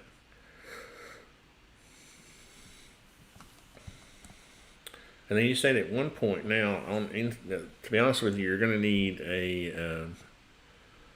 need sort of an infill. So let's framing for that.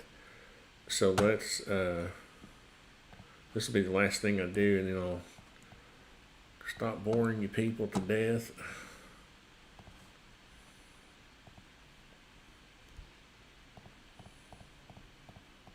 Did I get them all?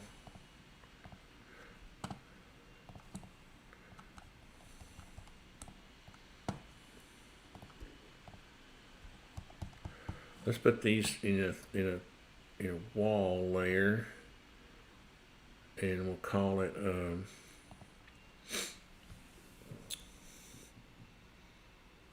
Yeah, we'll just keep it. We'll just keep it. Well,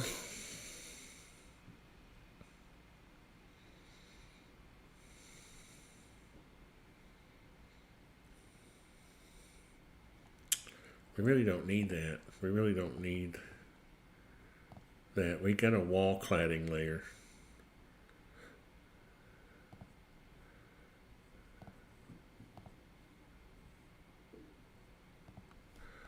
What did I? It don't need that. Oh.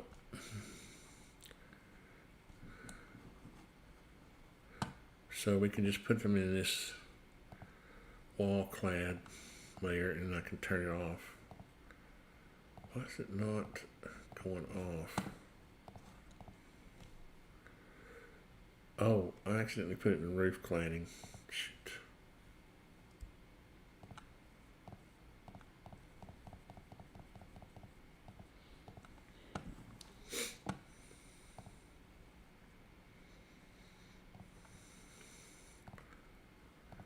There we go. The thing is, you're going to need those fence boards, whatever you want to call them, wall clad, the siding, whatever you want to call them. Really won't span that far. You're going to have probably like 2 studs in there. And I think how you would do that is just take, create yourself like a little beam here of, well, we can just use these. Use something like this. It'd be easier just to draw it. Sometimes it's easier just to draw it.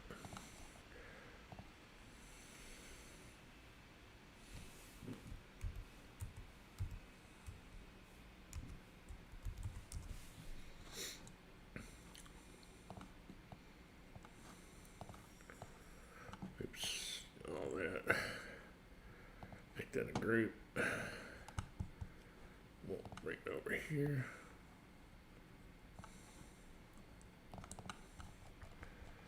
And we'll run that down to the bottom of your 2 of 6, and then it would go out here, and we'll make it the same.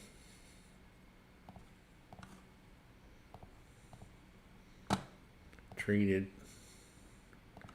At least the bottom part would be nice if it was treated. Then we'll make yourself a little beam. We'll group these together. And the spacing should be the same now, since we took the time to make this. It should be the same length. Yeah, so I should just be able to copy this times 2 and get it all the way across. Yeah, like that. And then what you'd want to do is come in here and put yourself a stud.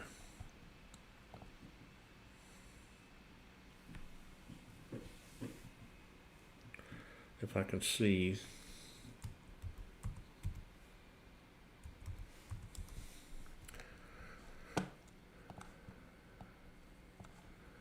Make this a group. Let's make this a component, because if he changes this, I just want to be able to change one of these studs, and they all change. If for some reason this has to be a different height,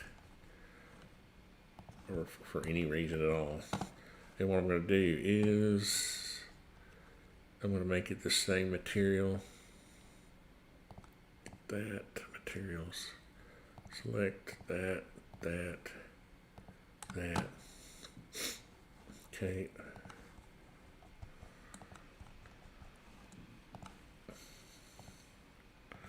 And then what you'd want to do is probably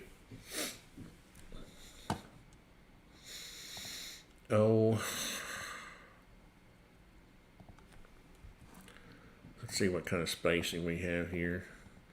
You're going to want to at least have 2 of these. Yeah, you could get by with that.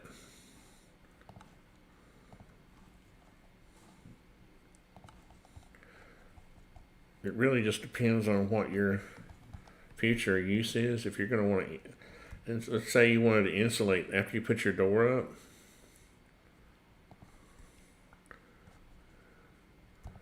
Then you'd want to put these on a standard spacing, right? But if they're just going to be your nailers for your siding, you could get by with that. Let's see. Again, that's why we plan this out in CAD. I want to make this 3 times 3 because I know it works. Okay, so that's your sort of substructure. And the reason you would do that is because this wall cladding, when we go back to turn it back on, it's just too floppy. And where's our wall? There it is, wall cladding. You see, these boards would be bowing, if you didn't have that to nail to, these boards would be bowing in and out and they wouldn't be aligned with each other. They would be in and out, because when the sun starts to work on them, it'll start drawing the moisture out of some of them, and depending on how the grain's working, so that would be the best way to do that. Now, of course, if you're going to, like I said, insulate this later on, like if you were planning on pouring a slab in here and then insulating this, you'd want to put those on 2-foot centers. Now I've just got them 2 of them spaced equally. So let me turn all of our layers on, and that'll be our working view. Is that all of them? Expand all turned on, and we'll get us a kind of a view here set up.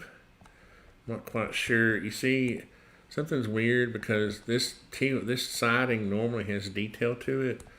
Nothing. Oh, you know what it is? You know what just occurred to me? Duh. This was a dumb mistake. Well, it's not a mistake, but if you go into your styles, it's the style we're looking at here. 3D printing style. It should be, yeah. If I turn this on construction document style, now you can see the detail. And if I turn off that, yeah, now you can see the OSB pattern. And what is this thing sticking up? Well, that's weird. Let me turn the roof decking off for a second. We'll find out what that is.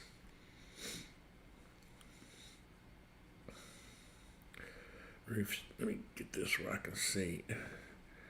Roof sheeting. Oh, that's the bracing. Okay, I can fix that. That makes sense. Yeah.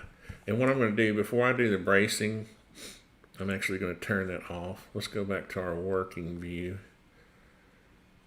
And, oh, I know, I'm going to change the style to this. The styles are controlled in your views. So if I want to see that detail in that texture, I'm trying to figure out what view I want to set this up just to kind of work as a working view. Kind of like that.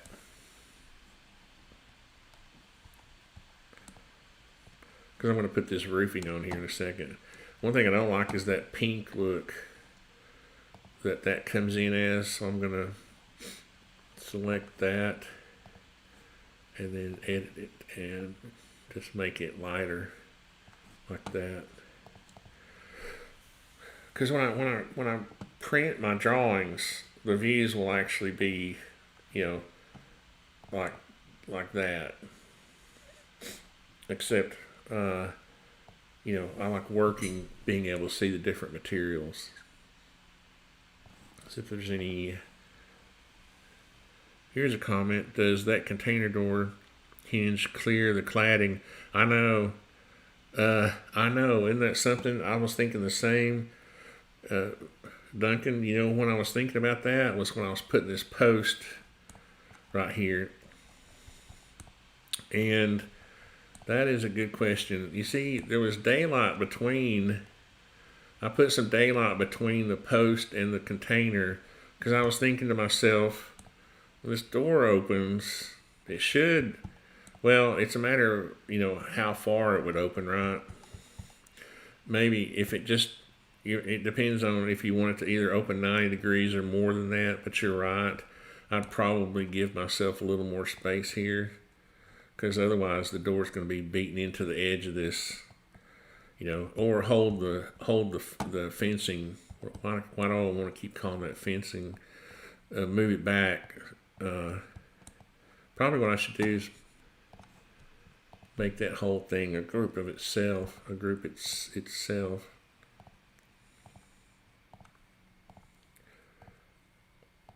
Make that all a group.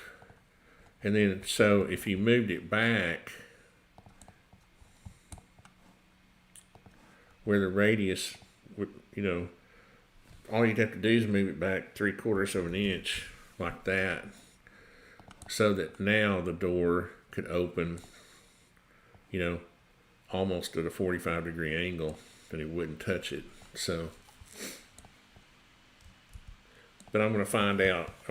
Some of this is just information gathering from Eric, the owner,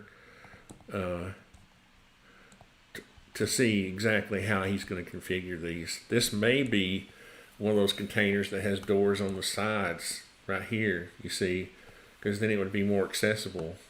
So I don't know. That's just a question. I may have the container itself configured wrong. So, and the other thing you can do on this truss, this roof extension, is I think you can extend the roof cladding. Yeah, you can extend this down like 10, would it be 10 inches? Well, that didn't work. I thought roof clad extension, I thought that was how, I thought that would make it hang down. Did that make it stick up? Let's see, maybe I need to put it as -10. Oops. Let's see, that doesn't work. I know that doesn't, yeah, I knew that wasn't going to work. On the wall cladding, you can, oh, wait a minute, I'm sorry, that says roof cladding. That would be like 1.5. I meant to look for wall cladding material, shoot. That's funny, I bet my roofing, oh, it's not showing up, but when you use his wall extension, I'll give you an example. He's got a wall extension too, which is pretty cool. And let's say you build a wall, you see, and you go down here, and this wall would be sitting on top of your floor system, right? So the siding would need to extend down. And wall cladding, see this right here, vertical? You could say 12 inches, then update that. And why is that not working? Why is that not working? Oh, I need to go in and edit this one. That's what it is. Wall cladding vertical off bottom 12. You see, then it would hang down to cover your band on your floor system, which is handy, right? Now I need to undo that because I'm going to have all those layers in my, I need to undo that. But for some reason, let's see if I can find it. What I'm trying to do is get this wall, this siding in the gable to hang down. Well, let's see, that won't work though, will it? And it's something I can do manually whenever I'm sure that I've got everything right. Sometimes I'll go in and I'll explode this whole roof system, you know, and then manually work on it. But I'm not going to do that until I make sure I've got everything pretty. I want to get the pitch of this roof right, because I don't know if he wants it a 312. But speaking of that, I was going to put this roofing on here just to get it out of my view, because it's kind of bugging me, honestly. Just sitting over here, hanging in the air. So what I normally do is grab a piece of it, and I will put it right here, and then I will slide it down. Let's get out of this.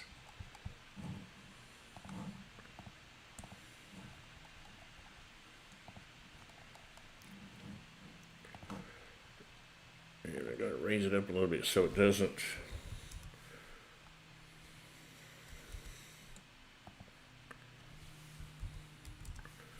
And then I'm gonna slide it down there, and then I'm gonna let it hang over 1.5 inches. And then I'm gonna put it flush. On metal roofing, you just put it flush with your fascia, and then your edge trim, your rake trim covers that up. And then what you can do is, I have this set up for 36 inches. Yeah, most of this honestly is 24, but I'm gonna leave it like this for now until I see how he's actually going to do it. And that would be times, what is that? 40, that would be times 12 at least. I'm going to delete all these over here.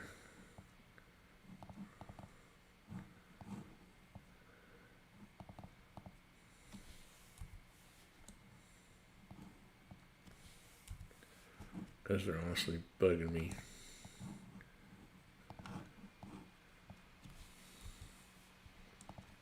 Start to get this looking like a real drawing. Now I'll get this. I'd say I need 2 more, and then the one on the end will get edited, get modified.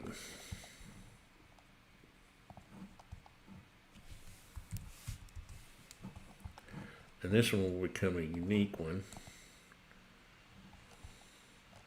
Yeah, why is that?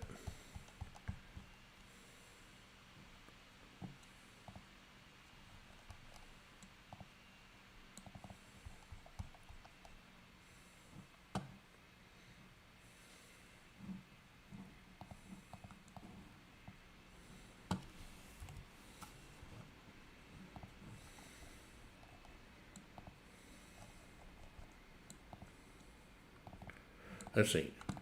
I need to make it unique first. Now I can edit it. Yeah. So what I need to do is draw myself a line.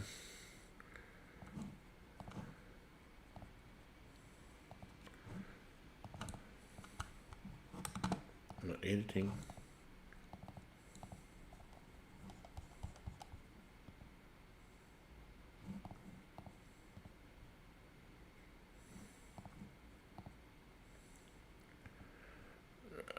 Explode.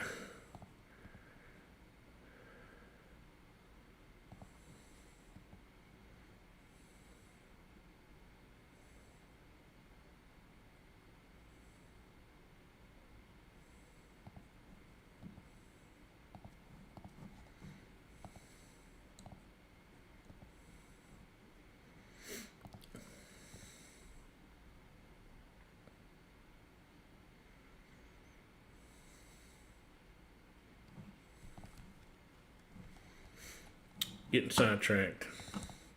Trying to figure out if those are groups.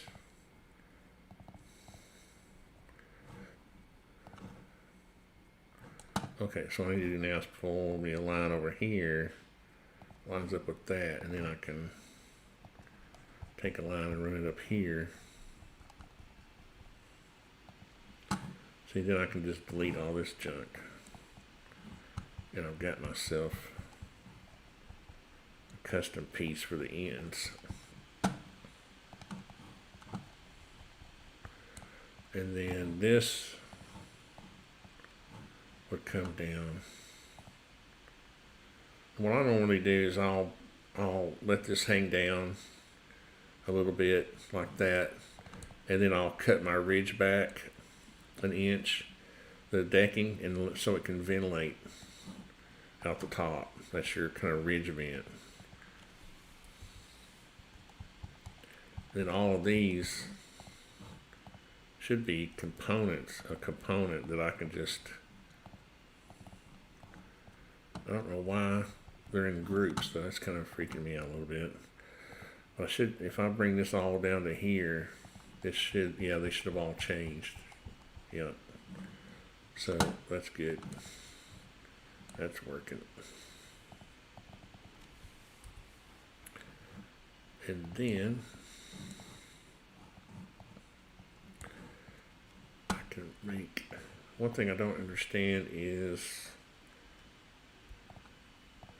I think all these are individual groups, which is confusing me a little bit, which I do not remember.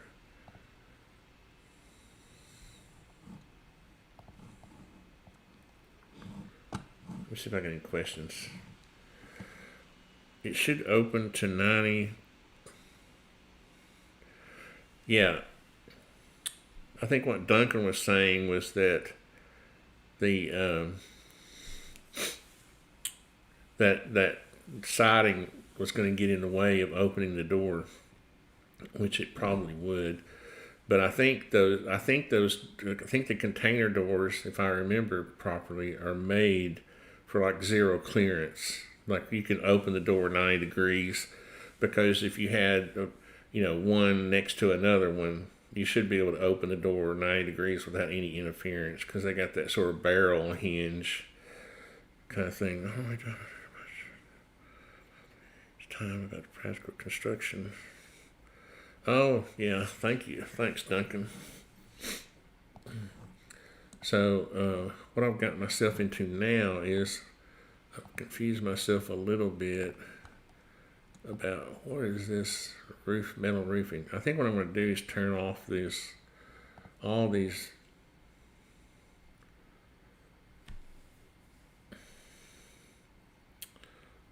roof stuff. And why do I have two metal roofing? Oh, metal roofing trim.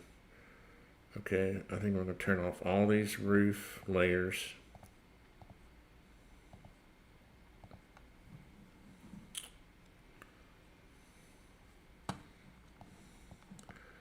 And this wall.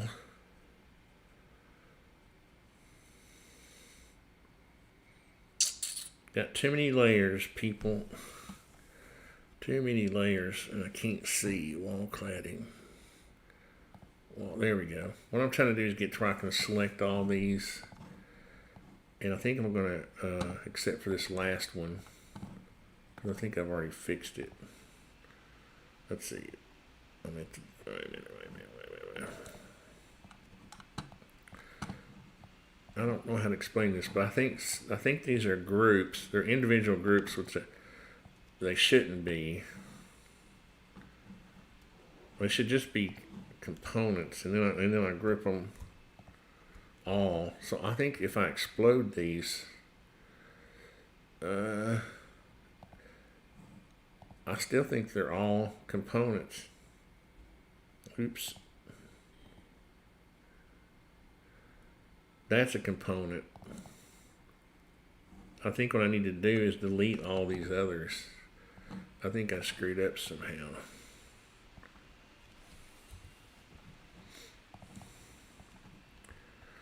So this one should be a component.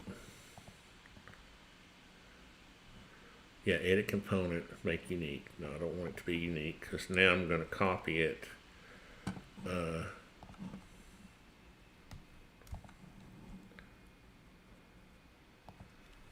Times 12. Is that 36? Is that right? Yeah, that should be right. Yeah, and then if I turn my roof layers back on, and then what I want to do, now I want to make a group of all of them. Okay.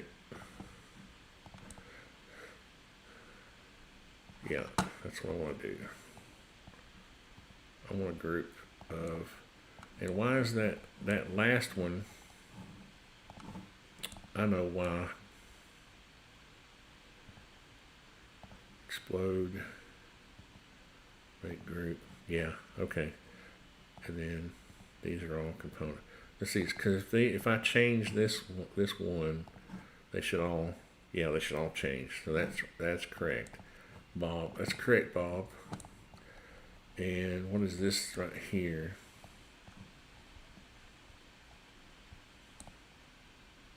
Why is that? That's weird. This, somehow this end piece.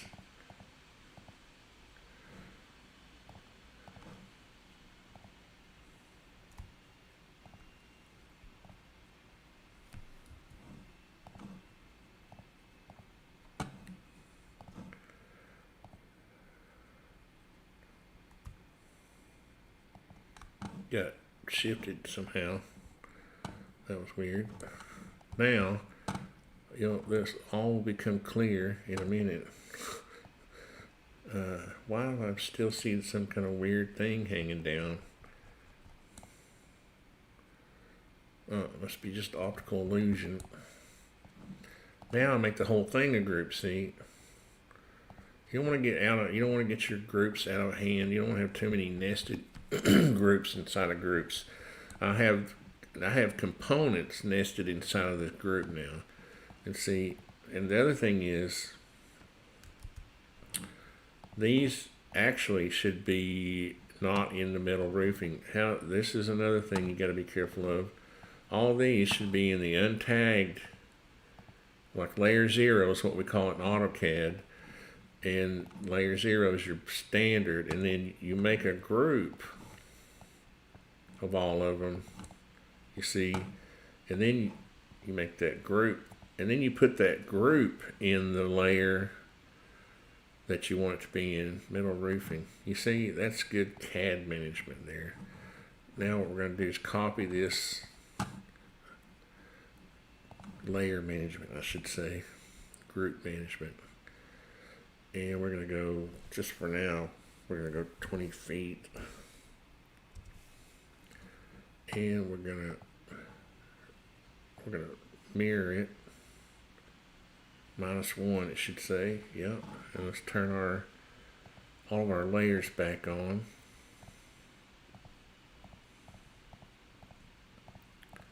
So we'll kind of know where to go. Oh look, dang it. I'm glad I did that because I forgot about my overhang. I need to add one more piece.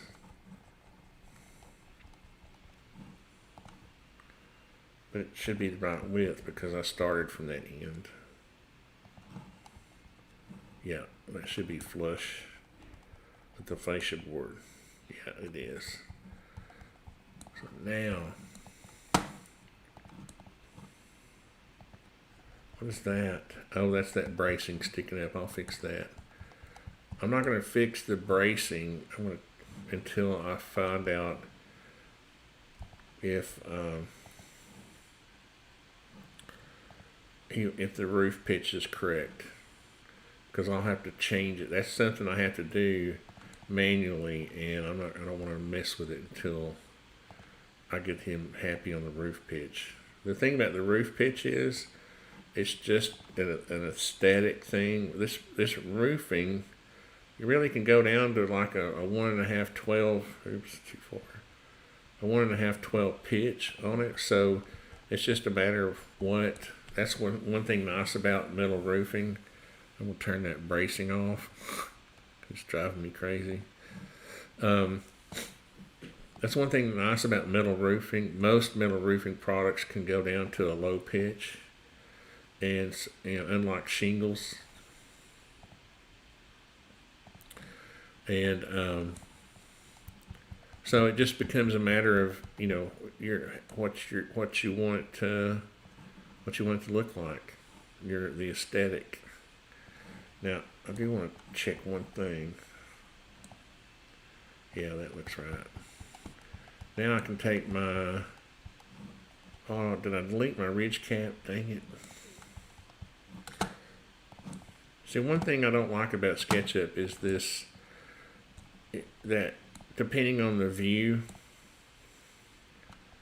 and how far away you are, you noticed how you see how those outlookers are bleeding through, and I've even got the metal roofing sitting up off. I got it sitting up off the decking still.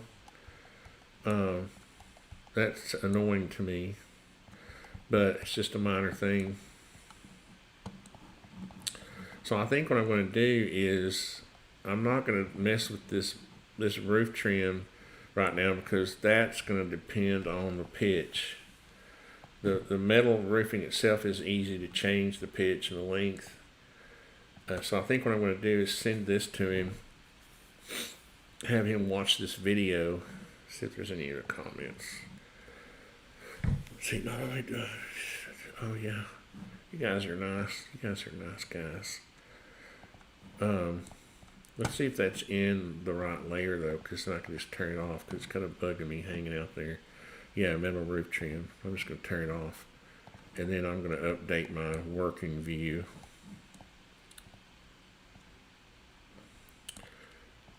And with those two layers turned off, like that. So I think this is a good start. What I'll do is I would normally, I'll have a meeting online and with the owner on my Meet server, which is kind of cool. It's here. We just set up a meeting online, and I can screen share with him and talk about different details, roof pitch, how he wants to do this siding, this fencing siding, these studs. Is he going to insulate that in the future? Is he going to pour a slab later on? All that kind of stuff. And then once I answer all those questions, or once he answers them, there's that bracket. Is that bracket? Oh no, that's the container. Once he answers those questions, then I go into setting up my different views. Well, and I can set up the different views, now. What I normally do is just kind of set up and then the other thing I normally do too is make this ground so it will hide my footings. I'll make it go down usually about 4 feet. And then what I'll do is I'll make the edges of it, I'll hide these edges. Well, especially the lower ones. And what that does is it kind of fools it hides those. You'll see in a second. When I set up my views, it blocks out those. Because when I'm in a meeting, I like to be able to show those footings and how deep they are. But when I print my drawings, my elevations, I don't want them showing up. So this is kind of a trick I've learned. You can hide lines, hide geometry. Now when I go back to that front view, you see, you can't see the footings, but you also can't see the depth of that ground. And of course, then I start to actually adjust this. I'll get it over here a little closer, just so it's not so wide. And I'll, start to set up stuff like that. Get that kind of tuned in.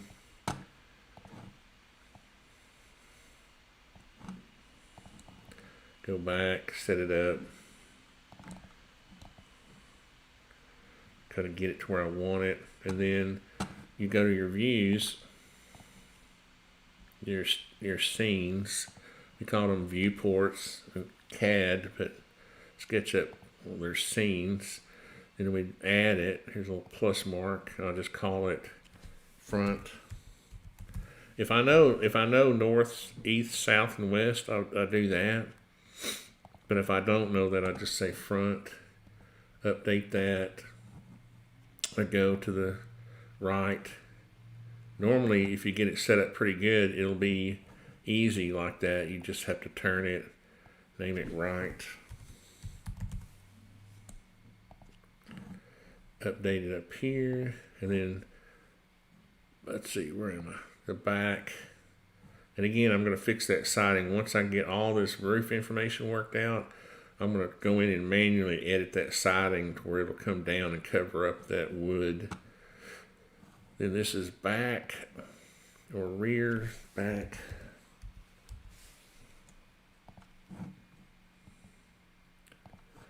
And then, where am I? This would be left. I like to do cardinal. I like to do north, east, south, and west, especially if I have a solar project. Let's see, left. But if I don't know, I just have to do it this way.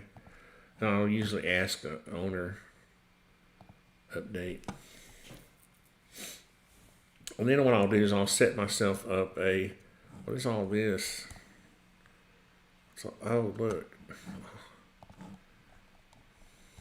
There's that bracket I was talking about. That's funny. That's the bracket I said on another job, because I brought that in from when we didn't need this post. I welded a bracket on here for that. It was welded. Of course, it was up. It would be up against the. It would be up like that. But I think he wants to.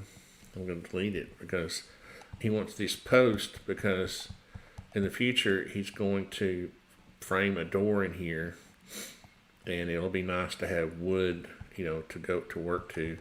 And of course I don't need this other beam anymore, so this is where I start cleaning up the drawing. So if I go back to my front, you see, and then I'll normally set up one called cover sheet, which I put at the beginning. Well, any old where, really.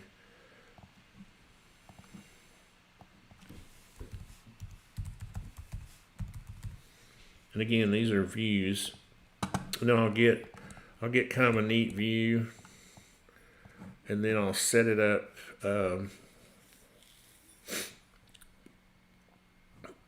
in a style that looks good. And then we'll turn on shadows. Where's our shadows? And I normally do it in this kind of view whenever, there we go. And you can kind of play with the shadows at the different time of the year. And see, if I know the orientation of the building, especially on a solar project, I'll actually set this up, obviously, so the building's facing in the northern hemisphere. We want this facing south, whichever plane you're going to put your solar panels on. And then you can also see the shading that the roof provides for the windows. So I'll kind of set that up as a view, and I'll save that. But see, you can save different styles. So my working view is just all the colors, of the wood, so I can kind of look at my materials. And then when I'm through working in my paper drawings, I'll set it up to where it prints like that.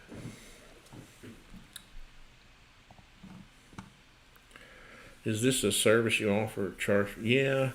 How can I contact? Yeah, if you go to atdrafting.com,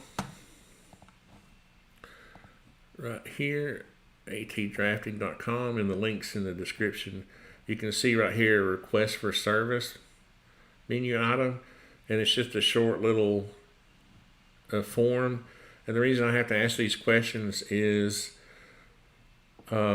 just so I have some background. And like this one's really important here. Does your project require stamped drawings? Because even though I have been in the business for 40 years, I'm not a licensed architect. So I can do design drawings for anything typically less than 5,000 square feet. and that doesn't require a licensed architect, which is a lot of projects, mostly residential and other types of agricultural, anything that doesn't require an architectural stamp.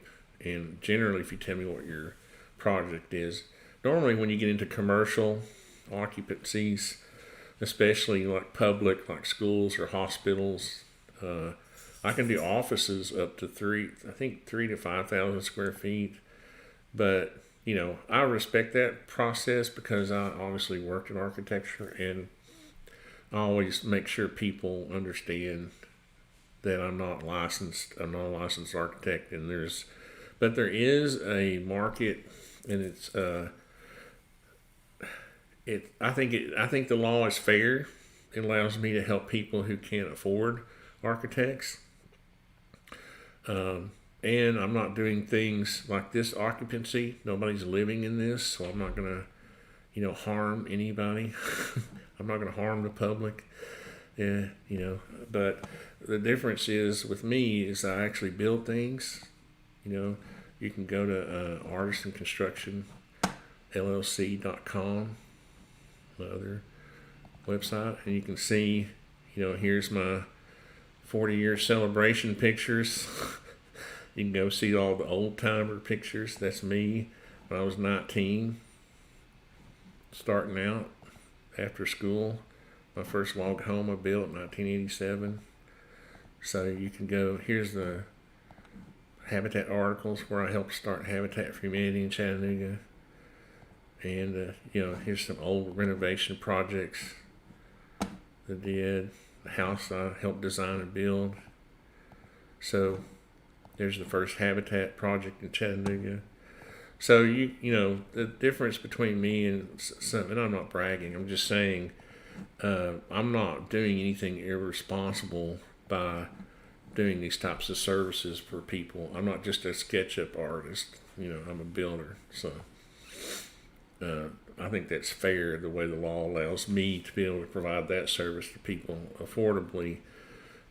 And then when you get into more critical, occupancies like hospitals or schools where the public's going to be involved, theaters, you have licensed professionals. So it's exactly the level I'm looking for. A workshop on my land in Texas. I've done several projects in Texas. You can go see the other thing that's kind of cool. I just put up on my website, and I'm working on this. Is our projects is like a project location map, and if you click on these, like if you go to the one in Texas, it'll show a kind of a thumbnail of it. There's Johnny's big house in Texas. I did for him, and then did several out in California. This is a solar carport project for Marlon, and this one is an outdoor studio for Derek. And then up here, this is the animation project I did for Metal Pro Buildings in Canada. And then here's that Holland project I was talking about earlier. We got into European lumber sizes. This is the work I did for the military, Chief Don in Africa, the top secret base. This is the Zambian solar project. It's got shipping containers also. It's really interesting. He's going to buy these FRPs, these fiberglass reinforced protrusions, and basically use them as structural shapes. And he's got this solar system. All that's going to be shipped to him in these shipping containers from the United States, and then he's going to build it there in Zambia. It's near this. He raises these exotic fish. This is one of the largest lakes in the world. I forgot what it's called, but anyway, and I'm working on this where I'm trying to get all the projects, but it just takes time. And here's local. As far as building, there's my last project. Well, that's before the one I'm in now. It's Ballygriffy. named after a castle my family owned in Ireland. And this is the funky bungalow. That's the house I actually built, designed and built. This is a house I'm working on right now for John in near between Whitwell and Dunlap, Tennessee. Passive solar. But you can see here, this is a good example of the SketchUp's ability to, I have this house facing south, so I'm able to turn that calendar on the shading, and during the summer midday, that shading comes down here to the bottom of the windows. It's really a really neat tool in SketchUp. So let's see. I'm gonna go back to the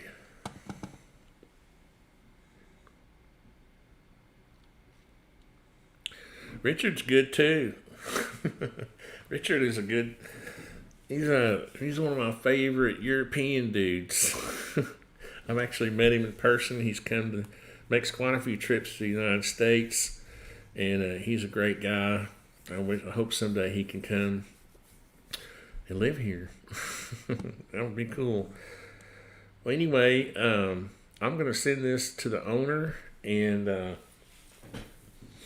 we'll see what happens, and I'll have an update and the finished product. I'll come back and put all the edge trim, the roof trim, the metal cap. I'll get the siding all looking good, and we'll go from there. But I want to thank you guys for, I'm a European dude too. Oh, you are, Duncan? Where? Oh, you live in Texas though. But anyway, thanks guys. I've been going for quite a while, and I'm getting ready to get hoarse. And so I want to go take a break and come back to this later. And I appreciate you guys watching. I'm going to send this to Eric and see if I can get him to plow through this. But thanks again. I appreciate it, guys.